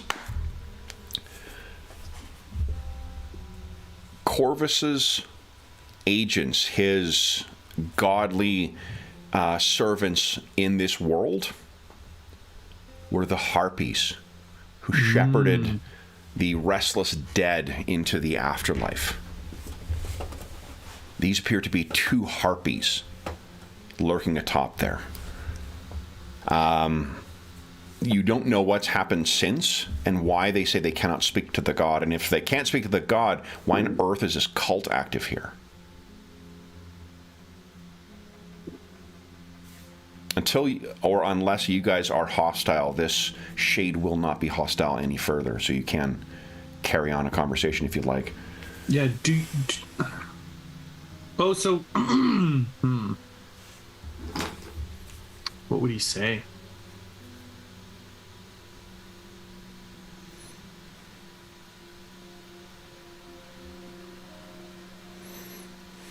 So those raven creatures are... Do you see them? I indicate up there. Yeah, if you all look up, you see them. You hear Lord Blundell say, monsters. Are they with Corvus? Yeah, they're like... Only Alaric would know this right now. Yeah, I will ask Alaric. So Yes, they were servants of Corvus. Corvus is one of the slain gods, correct? Yes. Yeah. It's not common knowledge that they're necessarily dead. That's why some of these cults can still act. Right. I'm not sure why they're here. Did they send you? And I'll ask the shade. Yes. Do they wish to speak with us? They wish to know if you speak to the crow. I think the answer to that is So not let directly. me say one thing here. Give us a scrutinized check, please. No modifier. Okay. Oh. There is something a little eager about the way this, and the reason you're able to do it, because you've adopted this, guys, you can judge sort of the demeanor of this restless shade. And because of that, this seems quite eager, almost desperate in its asking. It makes you think that mayhaps you should be careful how you answer. Yeah. Oh. Do I have an intuition which way he wants me to answer? Well, They want me to say yes. You've got the I think. education role. You've got that. Yeah. Here's what you know. You know that these things can quite easily speak to the recently departed or the unquiet dead. That likely means they have, and they've forced this thing to track you down, trapped in the body of a dying man. Right. If they want to get information from you, if you were in their position, thinking of humans as nothing more than fragile motes, what would you do as the most expeditious way to get the answer to your questions? Right. Is to kill me, of course. Or to send someone that looks like you to talk to you because you're more likely to give them information. We're not going to talk to these black crow things and give them anything that they're going to take back to their masters, but maybe we would have talked to the human dude if we hadn't slain the body.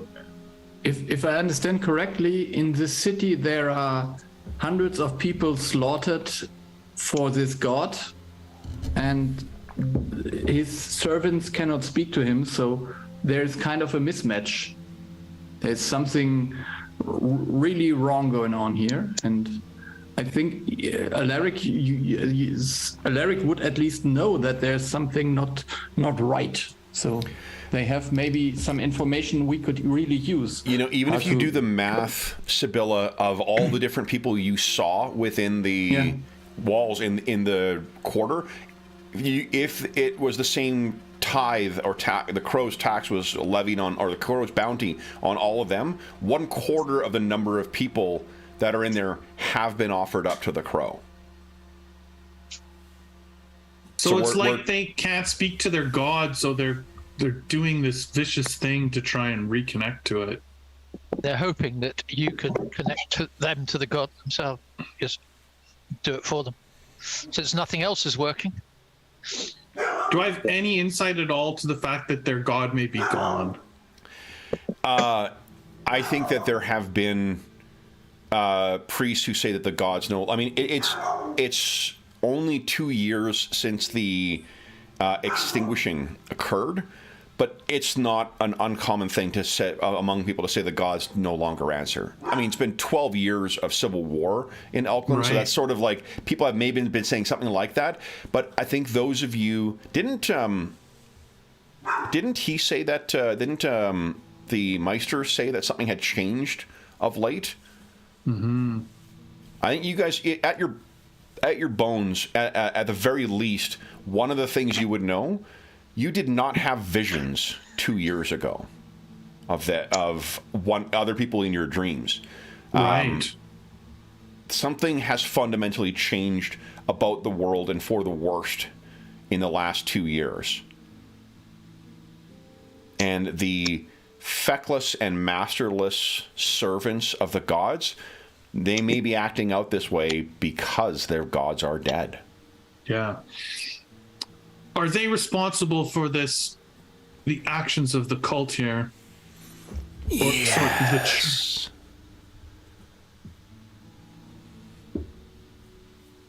they are hoping to find their god by slaying these people? Our army will find him and free the crow. Well, But we heard, they heard. Sorry, guys. Good Lord. just kills your throat to do that. Brutal. Well, you know what it is? I had a tickle in my throat earlier on today. I should have got some tea instead of coffee. Coffee just leaves it all chalky anyway. But we wish. Excuse me. We heard the wings again. They call through the city. The wings beat around you.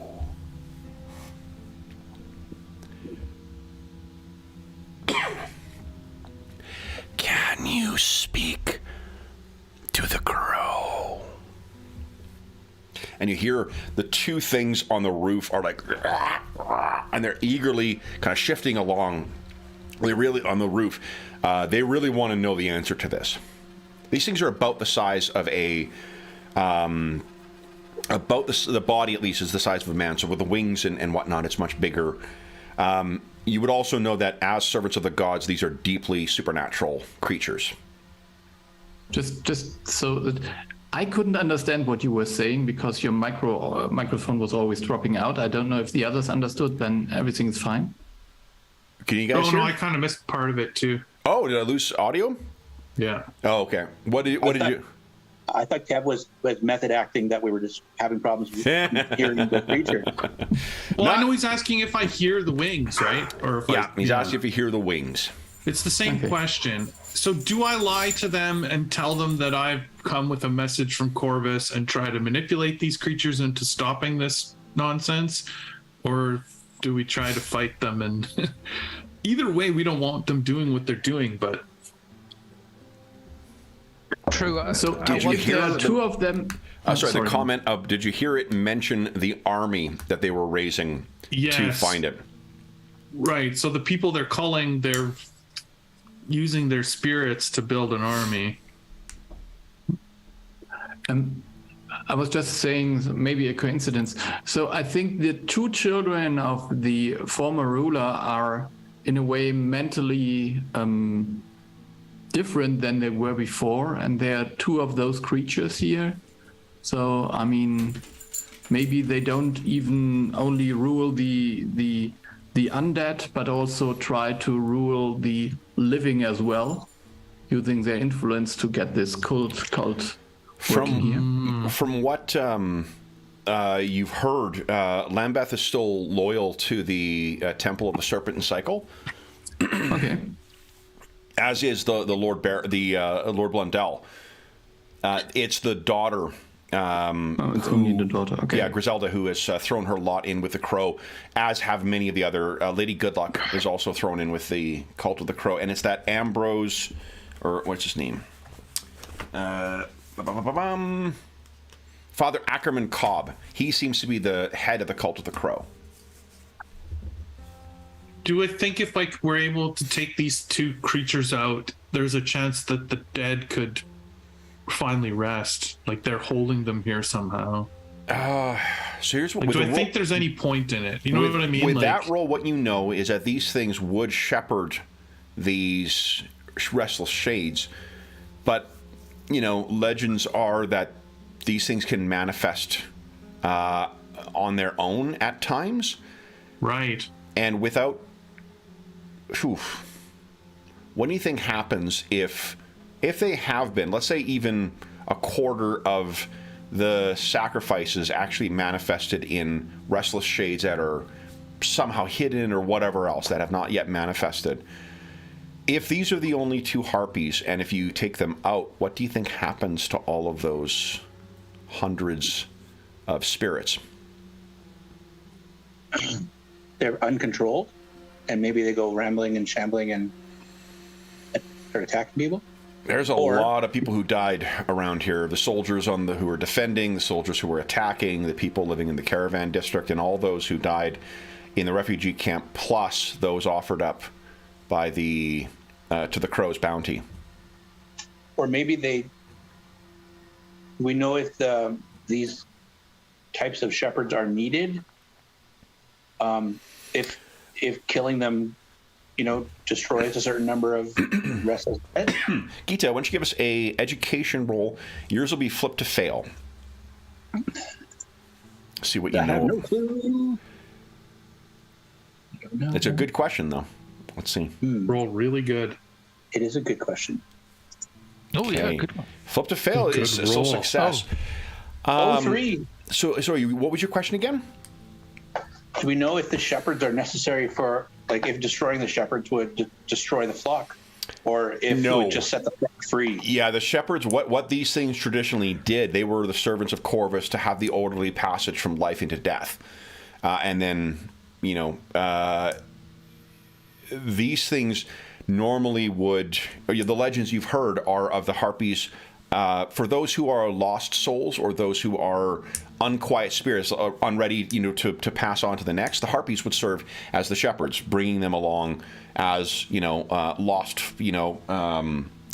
sheep, as it were, bringing them back into the flock or the herd. If what they're doing is creating intentionally these kinds of things, they would likely just lose control of them if they died. They're not tethering them here per se. They just have abilities over them once they are here. So we don't necessarily want to destroy them, because then there'll be no tether, and these restless dead will all just do their own thing. So can they release these spirits? Do you mean release, or do you mean shepherd them into the afterlife? Into the afterlife. Why don't you give us a education roll? If you're not trained, it's flip to fail. It's a standard difficulty.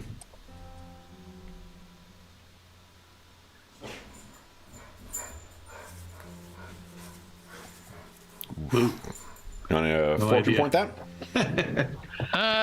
Yeah, let's give it a go. Okay. One more. I can see by critical fail. I can give you some bad advice now. Okay.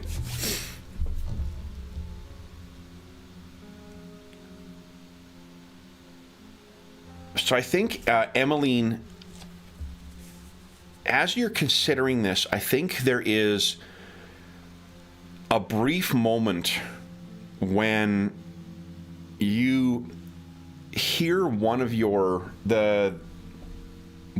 imps that has control over death. It whispers something in your ear just for a moment, and you shift something. Something to like perceive death. Maybe you're trying to see what this thing is. The prospect of, obviously, of the particulars of life past death would be of particular interest to you.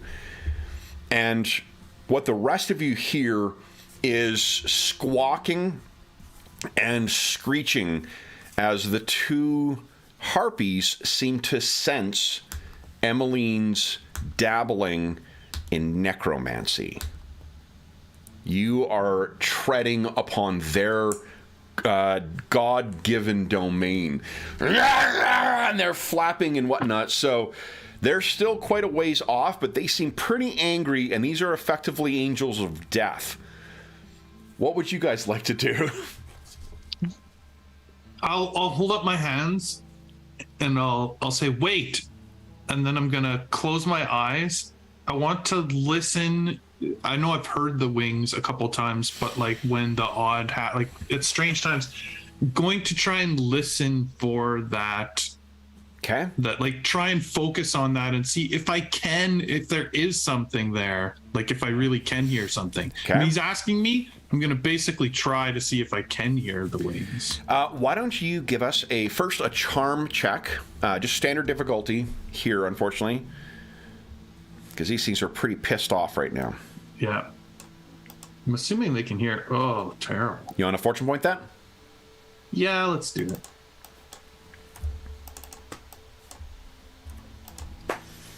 Nice! Oh! Sublime success! Beautiful! Holy smokes!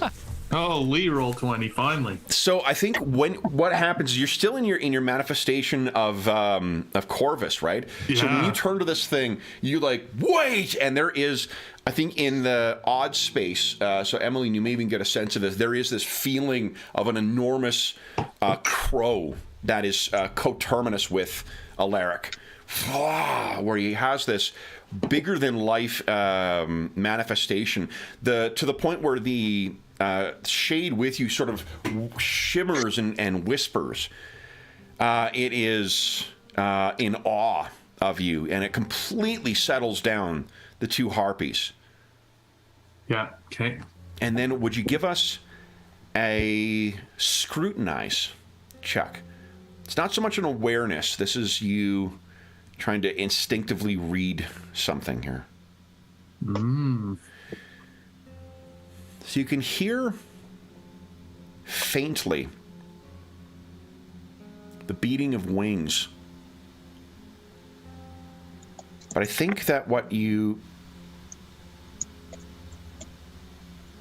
also find, if your eyes are closed, that what stretches before you is a snowy white landscape with broken and shattered trees, almost like, the Tunguska kind of impact site thing where all the trees have been knocked down in a radius around.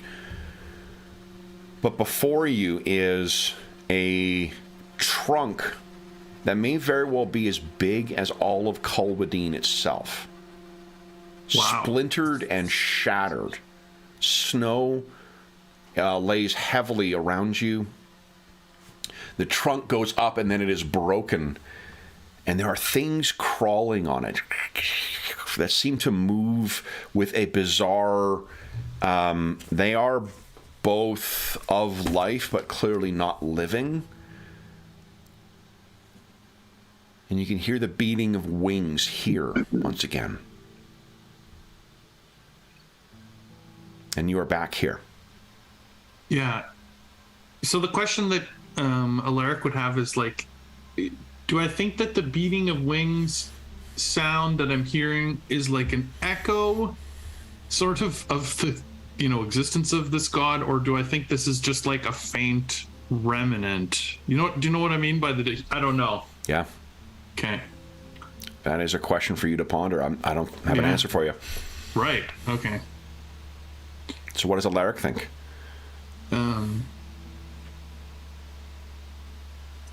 He's trying to decide how he's going to convince them to stop what they're doing, essentially. But he doesn't know the answer to that. They seem calmed enough right now to... I mean, it may even be that it's less that you have convinced them or charmed them, more so that you've cowed them with like a commanding presence. You could, with a sublime success, if you want to dismiss them for now, they may have to listen. Oh. And that would give us a chance to discuss a strategy here. Yeah. And or get out of Dodge. Yeah, well, we're trying to get out of this city, right, and find the sun. Is there somewhere, do I know anything like navigation-wise or like nearby, like a clearing or somewhere in the woods or somewhere along, like somewhere where we could meet later that I could relay to them? Like somewhere outside the city, an old graveyard or church, or I don't know, anywhere, a location. A standard folklore. You're not from here, so I don't think that it's going to be an easy task, but you may get it. Folklore is a common skill as well, so you don't need to worry about flipping if you're not trained. Yeah. No, you passed a place that you knew coming in. Just keep going, Jeff. You're on a roll. Yeah, now I'm on a roll. So, okay, so I'll tell them. What time of day is it now? Like it's evening? Night was when you guys came through the tours. I'll tell them, so I don't know if it's a clearing or a graveyard, whatever it is, this location. You can tell probably me. A clearing more so than a graveyard. Yeah, okay. So I say, the graveyard's this clearing north of the city, or I don't know which direction it is. Yep. We will meet you. I will meet you there to speak. When? Tomorrow evening, during the day? Tomorrow night. Okay. So they both sort of look at one another, those big bulbous eyes. Until then, take no action. Okay. They fly up into the sky, and this shade that is with you, or drifting before you, it sort of fades away to nothing. And those two awkward flying angels of death go flying off. And I think at that is when Lord Blundell will sort of step forward, very shaken by what he's seen, and says, "What is at work here?" I did not want to let them know, but I don't have just a connection with their god, but with many of the gods. He looks at you, confused. You speak to them? To the gods? Not directly, but they more speak to me and the rest of my friends here. He looks over at Atwell, and Atwell looks as like, I have nothing, that kind of expression. He looks back at you, then there is more in motion here than I.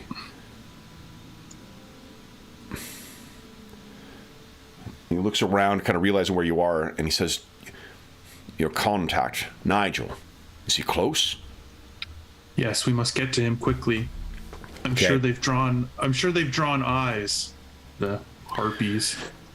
Curiously, it may only be that they have allowed you to see them, because no one else seems to be noticing these giant. I mean, they're not giant, but I mean, like for birds, they're a good sized bird. It's not long. It's a matter of maybe 5 minutes of winding through these alleyways until you reach the place. You're greeted by that same woman who greeted you before. How do you? And she'll let all of you through to the entrance, and you guys again are given access once again to the basement where you find Nigel waiting. He looks over and when you come in, and when you guys first come down, and it's like big smile on his face once again. He says, "So, you got good news for me?" Sort of. And then he sees Atwell come down, and a dagger's in his hand immediately. He says, "What is this?" He's with us. What? And then he sees Blundell come down. And he looks at him and he looks at you. "I believe you have some explaining to do." So, it is not nearly as nice as what Lord Blundell's hideout was, but you will be safe for a time with Nigel. How do you guys explain what you're doing, and what of what you most recently learned do you share with him? Blundell will remain mum on anything until you guys reveal it. So, I don't know what you guys think. I think we're trying to basically say, we spoke with Valentin. He told us about Lord Blundell. We made a decision to not turn him over to increase Valentin's power in the city, and instead to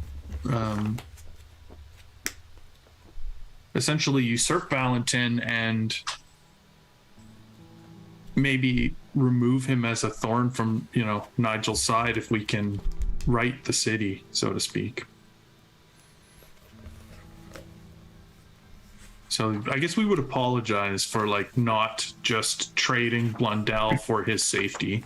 So there would be some, acknowledgement of the fact that we didn't do what Valentin wanted to release Nigel from his debt. But at the same time saying, there's much more at play here in the city, and bigger things. Valentin. Yeah, we can't trust Valentin. He just wants what's best for him, and that's not what's best for Nigel or any of the people of the city. Yeah, but I would even stress that point. So doing what Valentin wanted would be actually worse. So I think we did the right thing here. There was not much choice. So. And we have no trust that doing what Valentin wanted would even free Nigel of Valentin's yoke. It would just make him stronger. Yeah. Nigel seems to be nodding his head as you're describing and walking through all of this.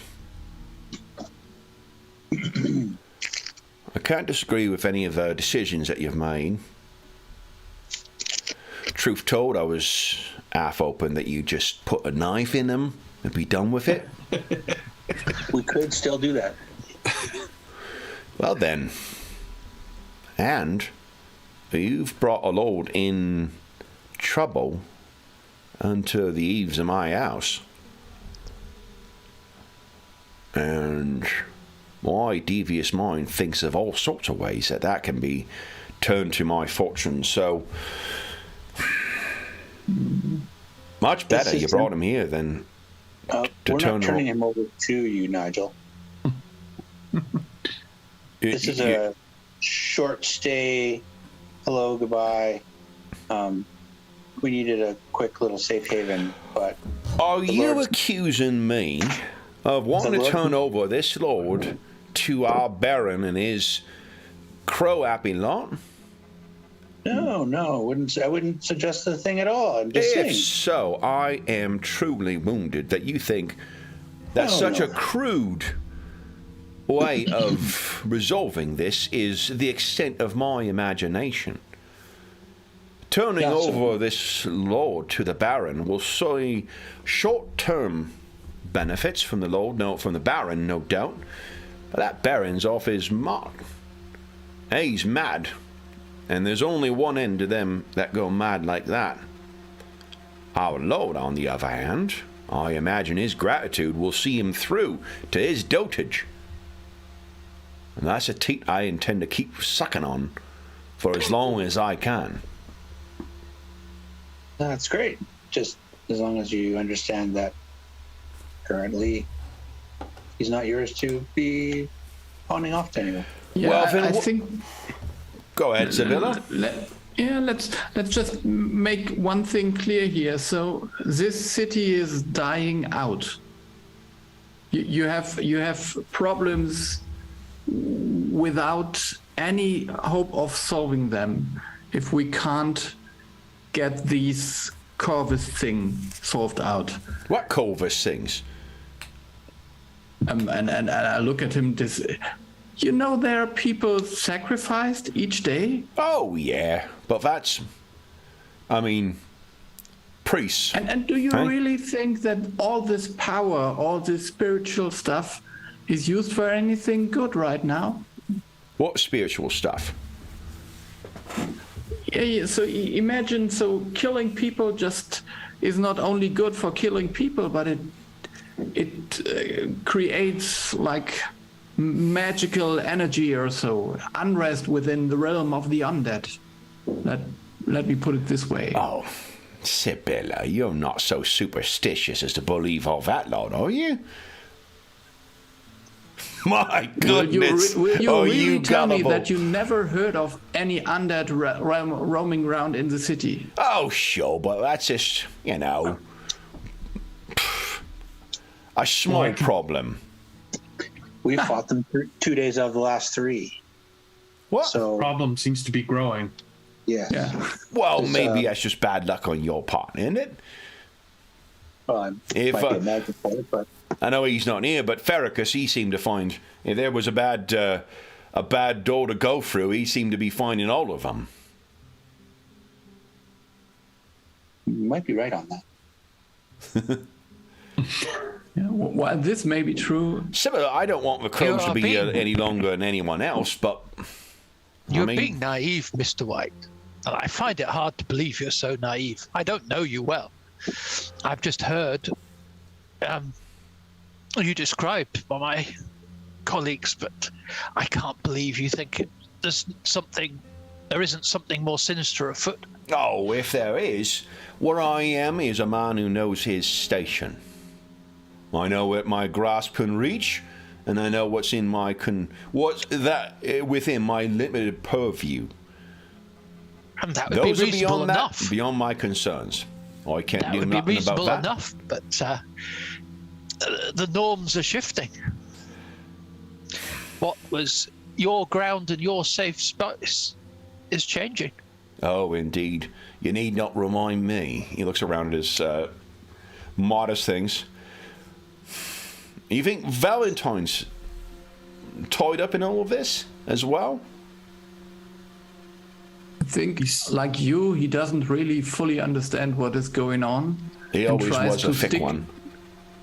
Yeah, and tries to stick to the old ways in hoping that everything will turn out magically, but it won't. Ah, magic again from you. Yes. Can't stick your head in the sand. If there I was some thought you were profit a in more. it. I thought you got the impression you were a more adaptable man than this. Oh, Man that understood which way the my wind was blowing. lovely young lady, don't think for a second I'm not bendable to the circumstances. I'm just not hearing any proposals for fixing or addressing any of this. And if we ain't got them, what's it worth worrying about things, eh? Now, one thing I know, we've got the most wanted man in Colberdine sitting in my basement right now. What do you propose to do with him? If it's not to turn him over to the Baron, no offence meant, my lord. And Blundell says, none taken. You plan Well, our to original plan was Idemir? to help him get to the prince, right? Somewhere safe. His prince, I know him, he's at Norham. It'll take a little bit of doing, but I expect I could call in some favours. I believe there's at least one horse to be found in this camp and it ain't been ended its way into someone's cooking pot. That's how you lords like to travel, isn't it? by oaths. The Lord says, rubbing his hip, that would be preferable. Yeah. Nigel bows. All right. So we can try and find an oath for him and get him out of here. What's your plan then? You plan on going with him? Meet up with them rebels? Take up the cause? Or are you sticking around here? Gita's trying to determine if she can trust what Nigel's saying right now. Okay. Why don't you give us a scrutinize check, please?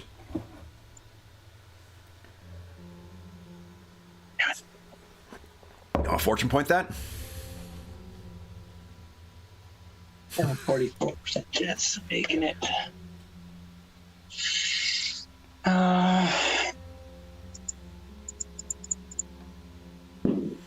Yeah.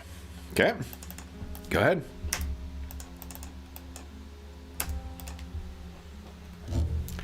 You can take everything he's saying as 100% sincerity. There's no grander game that he is trying to play here to work you. The way that Valentine was saying one thing and clearly intending on a different course of action, Nigel is giving you precisely what he is. He is a simple thief who has limited scope and doesn't seems to have the ability to just turn his mind off when it comes to things that are bigger than him that he can control. Well, and helping this Lord does maybe give him the best leg up that there is that he could acquire. So he's got, he could turn him over to the Baron and whatnot as well too, but that seems to have pissed you guys off. And what you guys managed to do is at least you were willing to try and help him with Valentine. So he is loyal to you in that sense as well. And if your interest is in keeping this Lord away from the Baron, he's on board with that. So he gets to potentially get some benefit if things work out in the Lord's favor. And he keeps you guys on his payroll, and as it were, not payroll, but again, his patronage. And it's at least a play for him. As you can imagine, things are pretty low down here. What you can also tell is because you guys have made contact with him, where he might get this Lord Blundell in his debt, his patronage is back up to 3.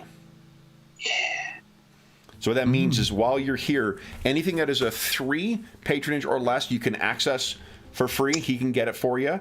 You can make a charm, guile, or bargain check to try and get one item while you're here at patronage 4. But if you critically fail that, it drives the patronage down by 1. Which we've seen. Yeah, which we saw. Those are some pretty great rules. You might want to try to replace your weapon, though, right? Yeah, Exactly. I think a spear is 3. He can get you a spear. Okay. My spear has been dagger at 4? returned. Sorry, James, what were you saying? And a dagger at 4? Dagger at 4 would require a successful bargain, charm, or guile check. Everybody get their 3s. Everybody get their 3s first. Yeah, hold on. Before you make your roll, because of the consequence of critical fail, everyone should decide in what order you want to do that, and if anyone else wants to try and I'll just press the button now, guys. It's to work out. So, does anyone else have anything at patronage 4 they wish to try and collect? Throwing dagger's only 2, right? Yep. I mean, I can't personally think of anything that I need right now. I'm going to add a throwing dagger because I don't have a missile weapon. That's lucky, because once I roll, you won't have the choice. And you have 0 fortune right now, too. So. Yeah, but I think then it's even more interesting if James just rolls. Okay. And then we will see. So let's see. One of those 3 standard difficulty: bargain, charm, or guile. You ready, boys? Yeah. Yeah. Can't await it. Not quite critical failure. Cannot quite get you that. You can get a shiv to replace it, but you unfortunately will not have access to a dagger. So, what are you're gonna have to? I think that there will be at least one rekindling between when you arrive here and when you are able to get Lord Blundell off. who would like to push the luck to try and help Nigel find a horse? To get a horse for him will be it's a patronage for travel arrangement. So who's feeling lucky about their bargain, charm, or guile? And I feel like I used up a lot of my luck on those rolls. I don't know. What do you guys think? Anyone feeling it? I have only got a 50, so.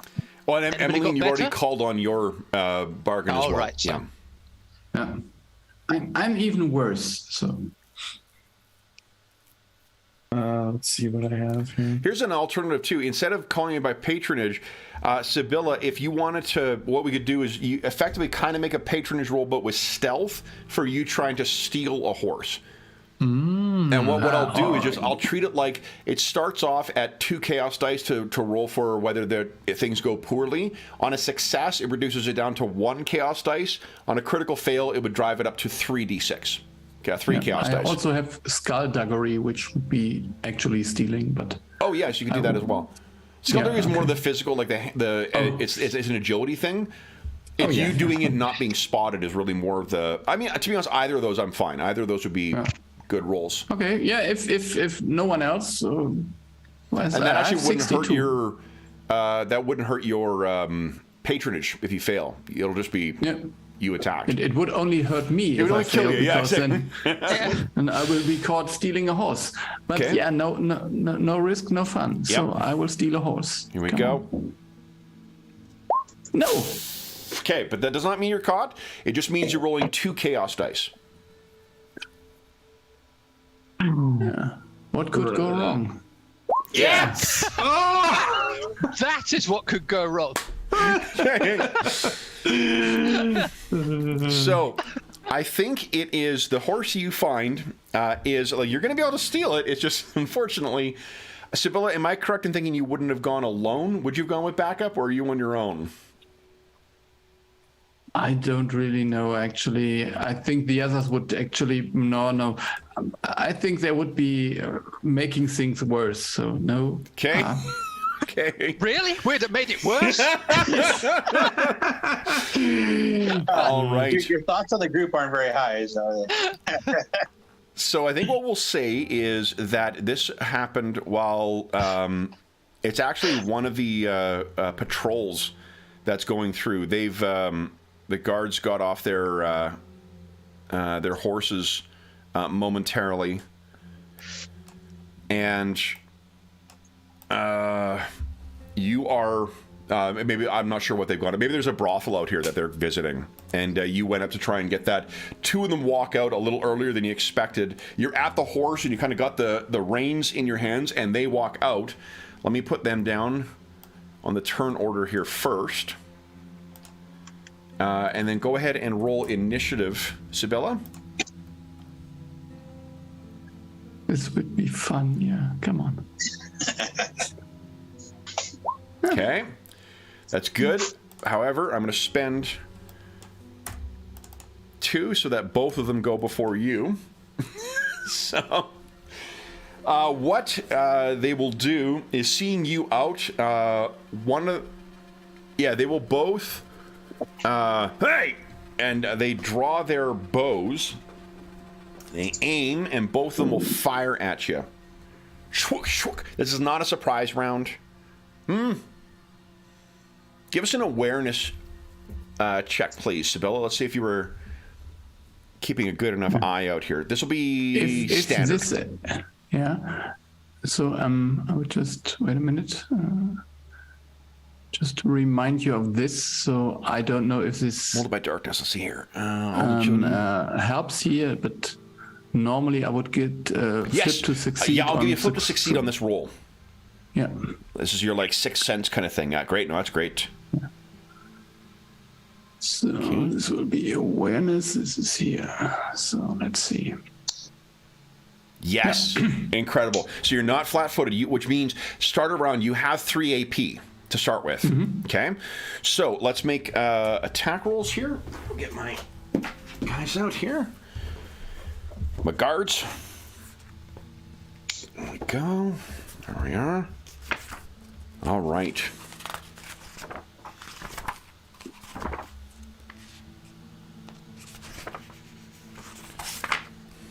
Yeah, these are if they're going outside the walls. I think we'll use these stats here. All right. So I have a 50%, 50% chance of hitting you. Oh, excuse me. No, 60. Shwook. Okay. You want to defend? Yes. Give us a dodge, please. This is coordination, yes. The dodge is on your combat tab? Yeah, but it's a coordination. It's a coordination check, it's yeah. on the, Combat but it's tab. on the combat thing, yeah. Okay. This should be somewhere here, yeah.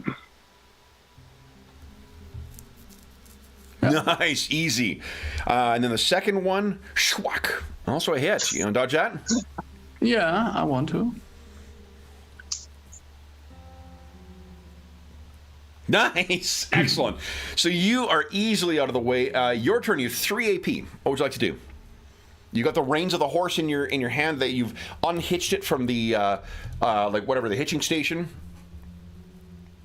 I think, I mean, maybe they are they in a way in a line, so I could use my extinction ability? Yeah.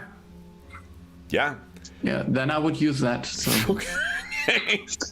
Schwack. The two of them hit and die, and then like the people outside the broth are all kind of like, oh. And do you have? Is it one of your abilities, one of your techniques that allows you to disappear into the crowd? Yes. Okay, so you're not gonna be able to use that, but you can see like as you're walking along with this horse, the crowd is sort of dispersing, terrified of this incredible shot you had.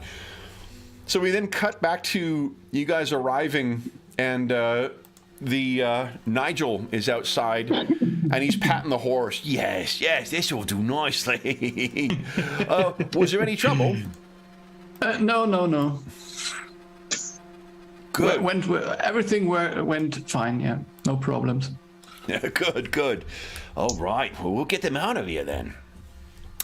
Anything you guys wish to discuss with, and this actually before the rekindling, so you'll have a chance to get that ability back, Sibylla. You guys can also swap out anyone who's got anything extinguished. You can swap out things. I don't think anyone's hurt right now, are they? No, we made it through there pretty good. Okay. And then you guys will have an opportunity to talk amongst yourselves, to talk with Nigel, to talk with Atwell, or to talk with Lord Blundell.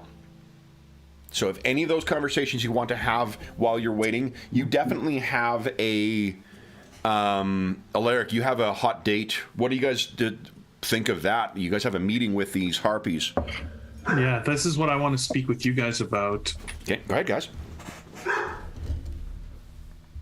What should we do to convince them to stop calling these people and creating this army of undead?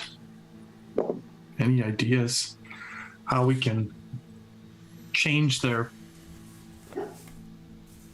plans, their thoughts? Don't sound like they'll be very happy to hear of the Corvus having gone. We don't have to tell them all the details of that. Then I mean, why should they release them all? Maybe it would be enough for you to promise them that you would solve or straighten things with Corvus or whatever, so that they just feel that someone with power and ability is working on that problem, because they as I understand, those are beings that have a specific purpose and there's no one to guide them. So if you would offer them some kind of guidance and then say, well, you will take care of the problem, we could at least delay them or even hope to solve it in a way. Sure. If And they- a variation on that is because you were very convincing. You managed to calm them down after they got upset with me. You've got. Yes. They seemed. Then, can you say that you've been off and you've spoken to Corvus, and that he's displeased and wants it? The problem there, well, the small problem there is it is a deception. But what if you tell the truth? It's the god of death's role to, open their realm to the dead, and it's their role to ferry them or deliver them to the realm of the dead.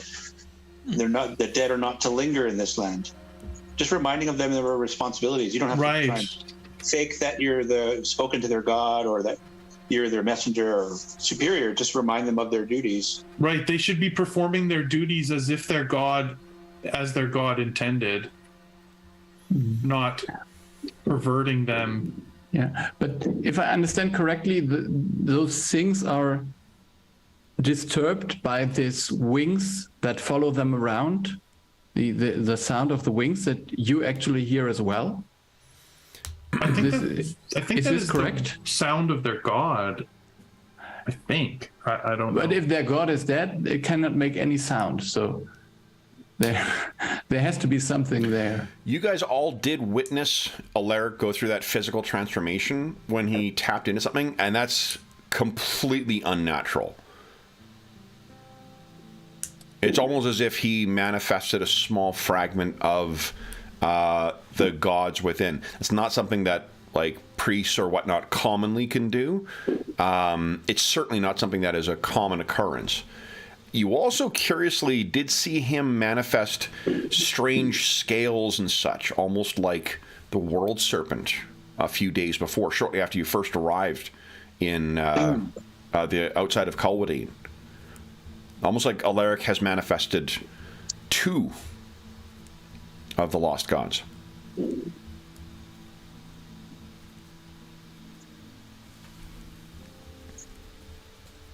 Yes, I like these ideas. I think we should definitely try to convince them to return to their duties as their normal duties and not these extracurricular efforts. So let me offer a more dire... Oh, go ahead, Dave. I was going to say, can you find out where they got the idea from? Because that is ultimately the source then. If they say that Lord so-and-so told them to raise the army of the dead, then... Right. Well, I feel that they're the ones causing the... I mean, there may be other, powers at play here, but they seem to be causing a lot of this problems here. Right. Alaric, how do you view your connection to these gods?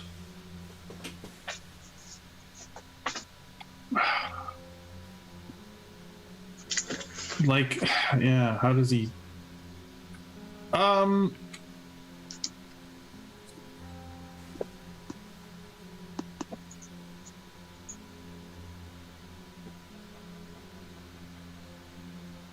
Maybe he sees himself that he is supposed to be I don't know if ushering in a new era for them or dealing with the aftermath of their slaughter, or how sort of he's obviously been called by them to help with this. But you don't ever hear... You are able to manifest their power, but you've never heard from them. There's visions you've had, but you've never spoken to them. You've never heard from them. If he has turned to prayer at some point, they've remained for years now unanswered. Yeah.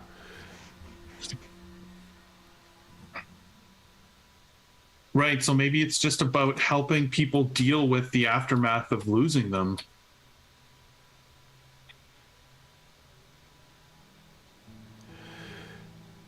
So if you were these creatures and you had that intimate connection to the god in the sense of you are their chosen servants, what do you think the loss of that connection would do to them?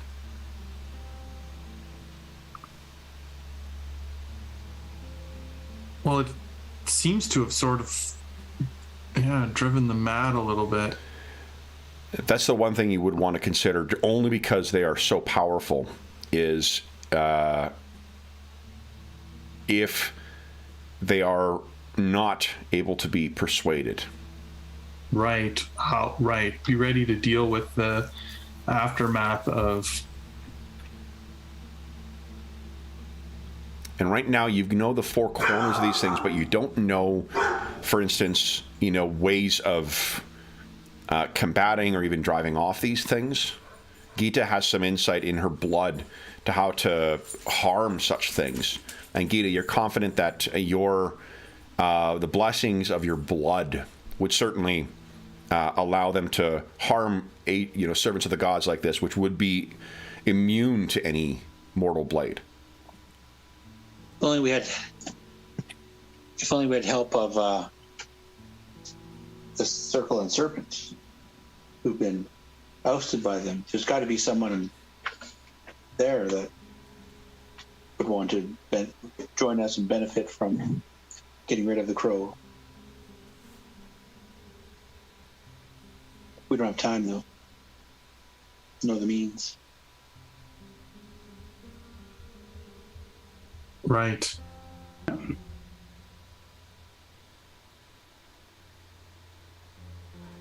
I think, Alaric, you should just become the god of death. Come on. I mean, that's...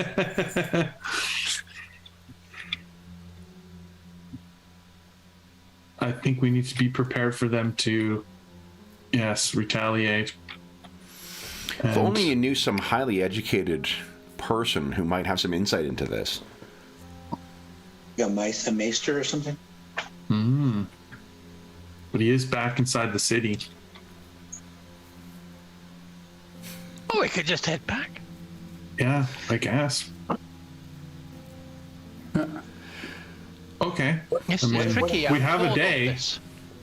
We just caused a lot of enemies in the city. But we also have to get the Lord. Are you safely accompanying away. the Baron? That's, I guess, or not the Baron, the Lord Blundell. Are you accompanying him to Norham, or are you sending him with Atwell? How far is it? It's a day's ride, I believe, or a day and a half. Let me take a look. What did I say? Lord Lambert Winter, he and his sworn sword, Lord Ambrose Fry, are rumored to be organizing at Norham, a hamlet a day and a half travel from Culbadine. we can't go there, so otherwise we would miss the harpies. Miss the meeting that we're going to have with two fallen angels of the god of death that are likely not going to listen to us and probably turn on us and kill us. I'm all for that. Let's just say we're busy during that meeting and we'll go to another meeting. Do that thing like really cool. where you insist that you showed up at the wrong time? Really? Did we agree at midnight? I thought it was fucking 6. I'm so sorry. I was there, but you weren't there. I don't know what happened. Yeah, we.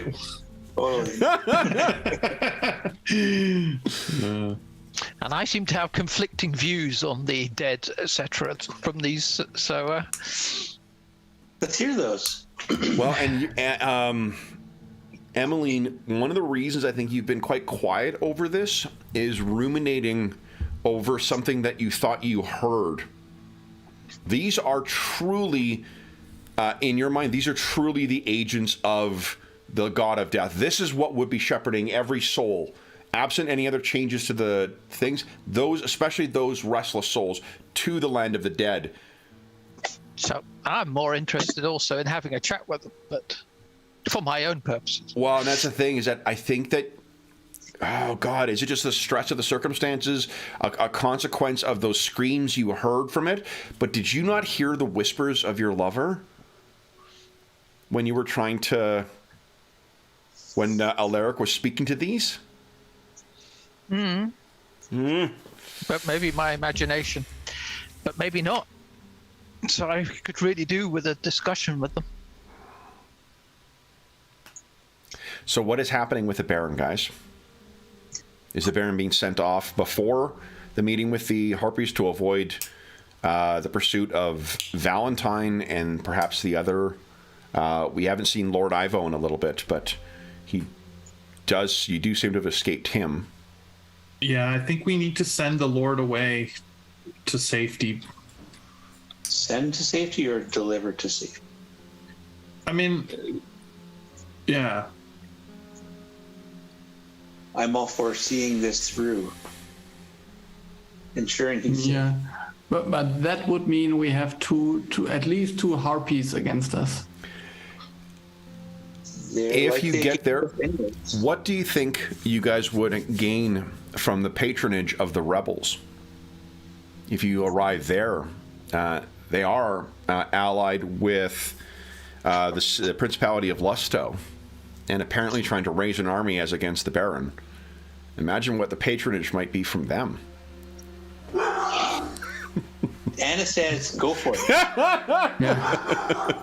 It's at least level 6, so... I could get a dagger without rolling for it. Yeah. And much, much more. Yeah. So what do The we jewel think? and the handle. That is So, really the I mean- decision we're going to have to make before we end the session is, are you traveling with the Baron to ensure his safe delivery to Norham, or are you setting him off and then sticking behind to have this meeting with the Harpies? Well, here's a question in the meta, as it were. Is Alaric on the later session tonight? Yeah. Yeah, just me and Jamie. Because maybe the rest of us can go with... Party stays together. Because of the way we play this with picking up and playing with whoever's here, no split in the party. Flock remains together. Yeah. No, that's okay. I think... so Sibylla would think we should go for the rebels, because I think the other one with the gods, that never works out. But so personally, I would think that there lies more hope for the city when you can solve this Corvus crisis, because the other one would just start another war. I mean, it's not like they hadn't one before, so... You have heard that Colbadine has been at war alternatively with the Duchy of Angrilay and with the Principality of Lostau, the two neighboring kind of regions. So you're not wrong about that. So Sibylla's vote is with the Baron. Alaric, you are the one who's playing tonight. What are you thinking?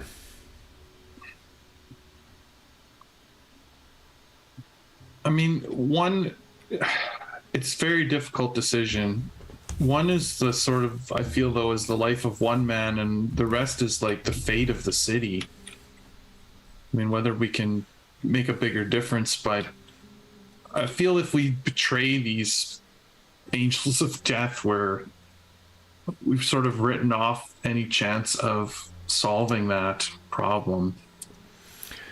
The only reason you were able to calm them last time was with a sublime success. What is your charm rating? Yeah, like my charm is not great. It's worth looking at what the practicalities of it. It definitely would be a great storytell ending to be able to talk these things out of it and then go on. That is rarely how things work out in the Carcass Nations. Oh, absolutely. Yeah. You rolled a natural 1 or something? Yeah, I rolled a 1. Yeah, like the best roll there is. But yeah. I mean, isn't it not worth something dying for? Come on. Yeah, Trying to save a city. Here's another thing. This is where Emmeline may have some insight here as well. You all have fragments of fate in you that have changed the course of your destiny. Even if you had a destiny before set out, you have one now that seems to tie all of you together. Imagine that there is a similar thing in Alaric. If there is a fragment of this, and if Alaric shares with you that he doesn't actually speak to the gods, well, he is but a simple mortal frame, a firefly in the grand scheme of the history of the world. if this fragment in him, and if he's unable to make that work to speak to the gods, would creatures warped from the gods' own metaphysical flesh, what might they do with that spark? If you somehow were able to carve that out and pull that power out from Alaric, would you make use of it, Emmeline? To try and force the god of death to answer you and your demands? It's true. It's true. So we should avoid these things. Escort mission to the rebel camp. Sacrifice again is, I mean, maybe this is your way of, by giving yourself up, that will give them the light they need to find Corvus. Right. But I don't want to fight. Yeah, and there's no guarantees on any of this, right? So. Now, for me, I want to know what they know, but I wouldn't trust them, and I think I have things to do, and I don't really want to die for Corvus. I mean, I have no interest in reviving Corvus. But I mean, so Emmeline, maybe it's just an option that you would follow the Harpies and reunite with your lover. And but that's everyone what I'm else saying. could. I wouldn't. Yeah, That's so what I'm saying. I want to know what the Harpies know, but I don't think they're going to tell me without killing everyone. No, but maybe only just you know? Again, you know very little about such creatures right now, but if you knew more, maybe you could force them and bend them to your will. Or at the least, like if we bargain could with learn, them. Yeah. We can always come back to it and tell them that Corvus called me away, and it seems we're like trying to manipulate them anyway. Like the more we know, maybe the better chance we have of success. Could be a bit premature, because what I've learned is always you need to prepare. You need to do the groundwork. You need to build up to succeed. So you Can't mean rush in. We could Angels fear capture? to tread. So we could capture them and just keep them in the basement and force them to do what we want of them? No. You can try it. Don't let me hold you back. But I don't think we're ready to taking these things. I mean, I think the goal is to convince them to go back to doing their duty of shepherding these people, not manipulating the dead to create an army.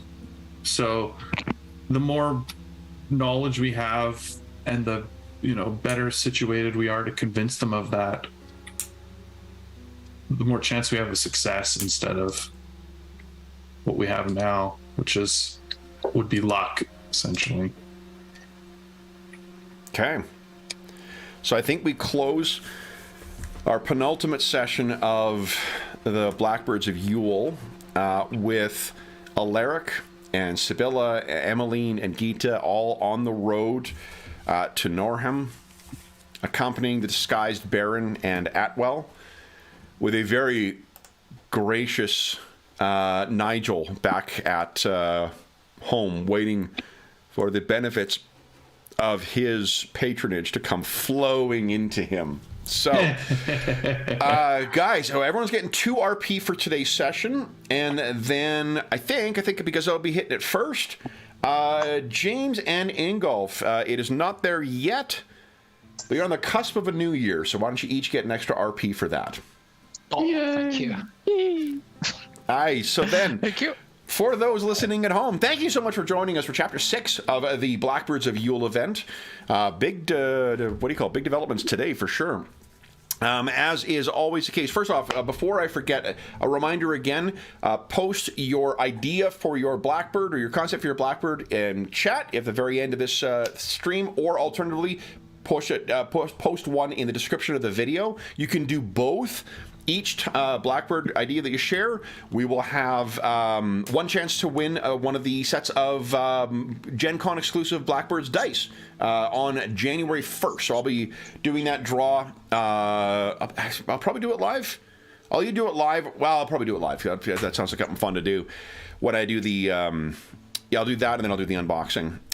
So and then I will also post the results of that on the Dungeon Musings Discord server, which you can find a link to down below, and I'll post it on the community tab of the Dungeon Musings YouTube channel. So you'll be able to find lots of different ways to get in touch.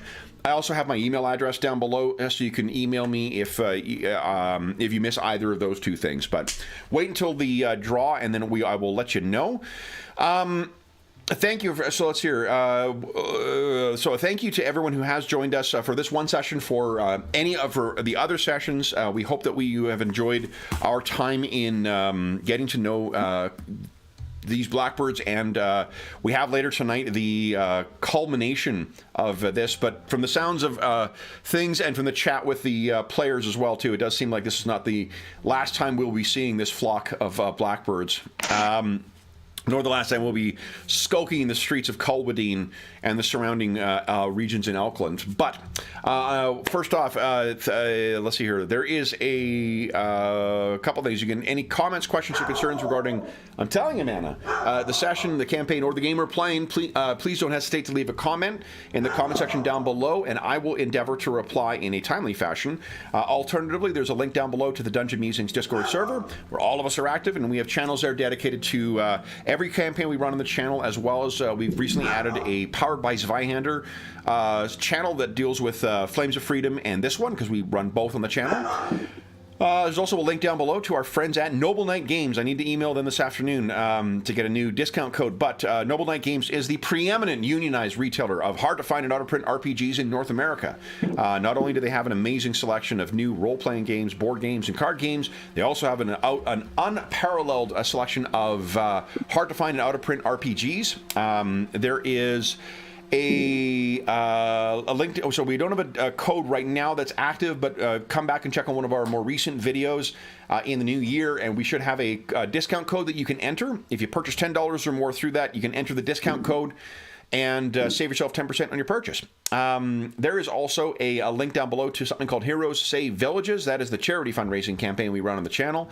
It benefits the SOS Children's Villages International charity, a really terrific organization active in over 130 countries, benefiting over 80,000 orphan and abandoned children, including, at the time of recording, ongoing relief efforts in Ukraine and the surrounding countries.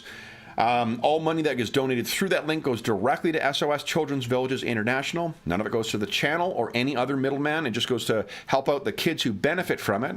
And as a small way of saying thank you, for every $25 Canadian that you enter or that you donate, you get one chance to win the grand prize or one of the other great prizes in our next charity raffle. Our next charity raffle will be at the end of January, and the grand prize in that will be a copy of Beadle and Grimm's Platinum Edition Spelljammer Adventures in Space. This is my copy right up here.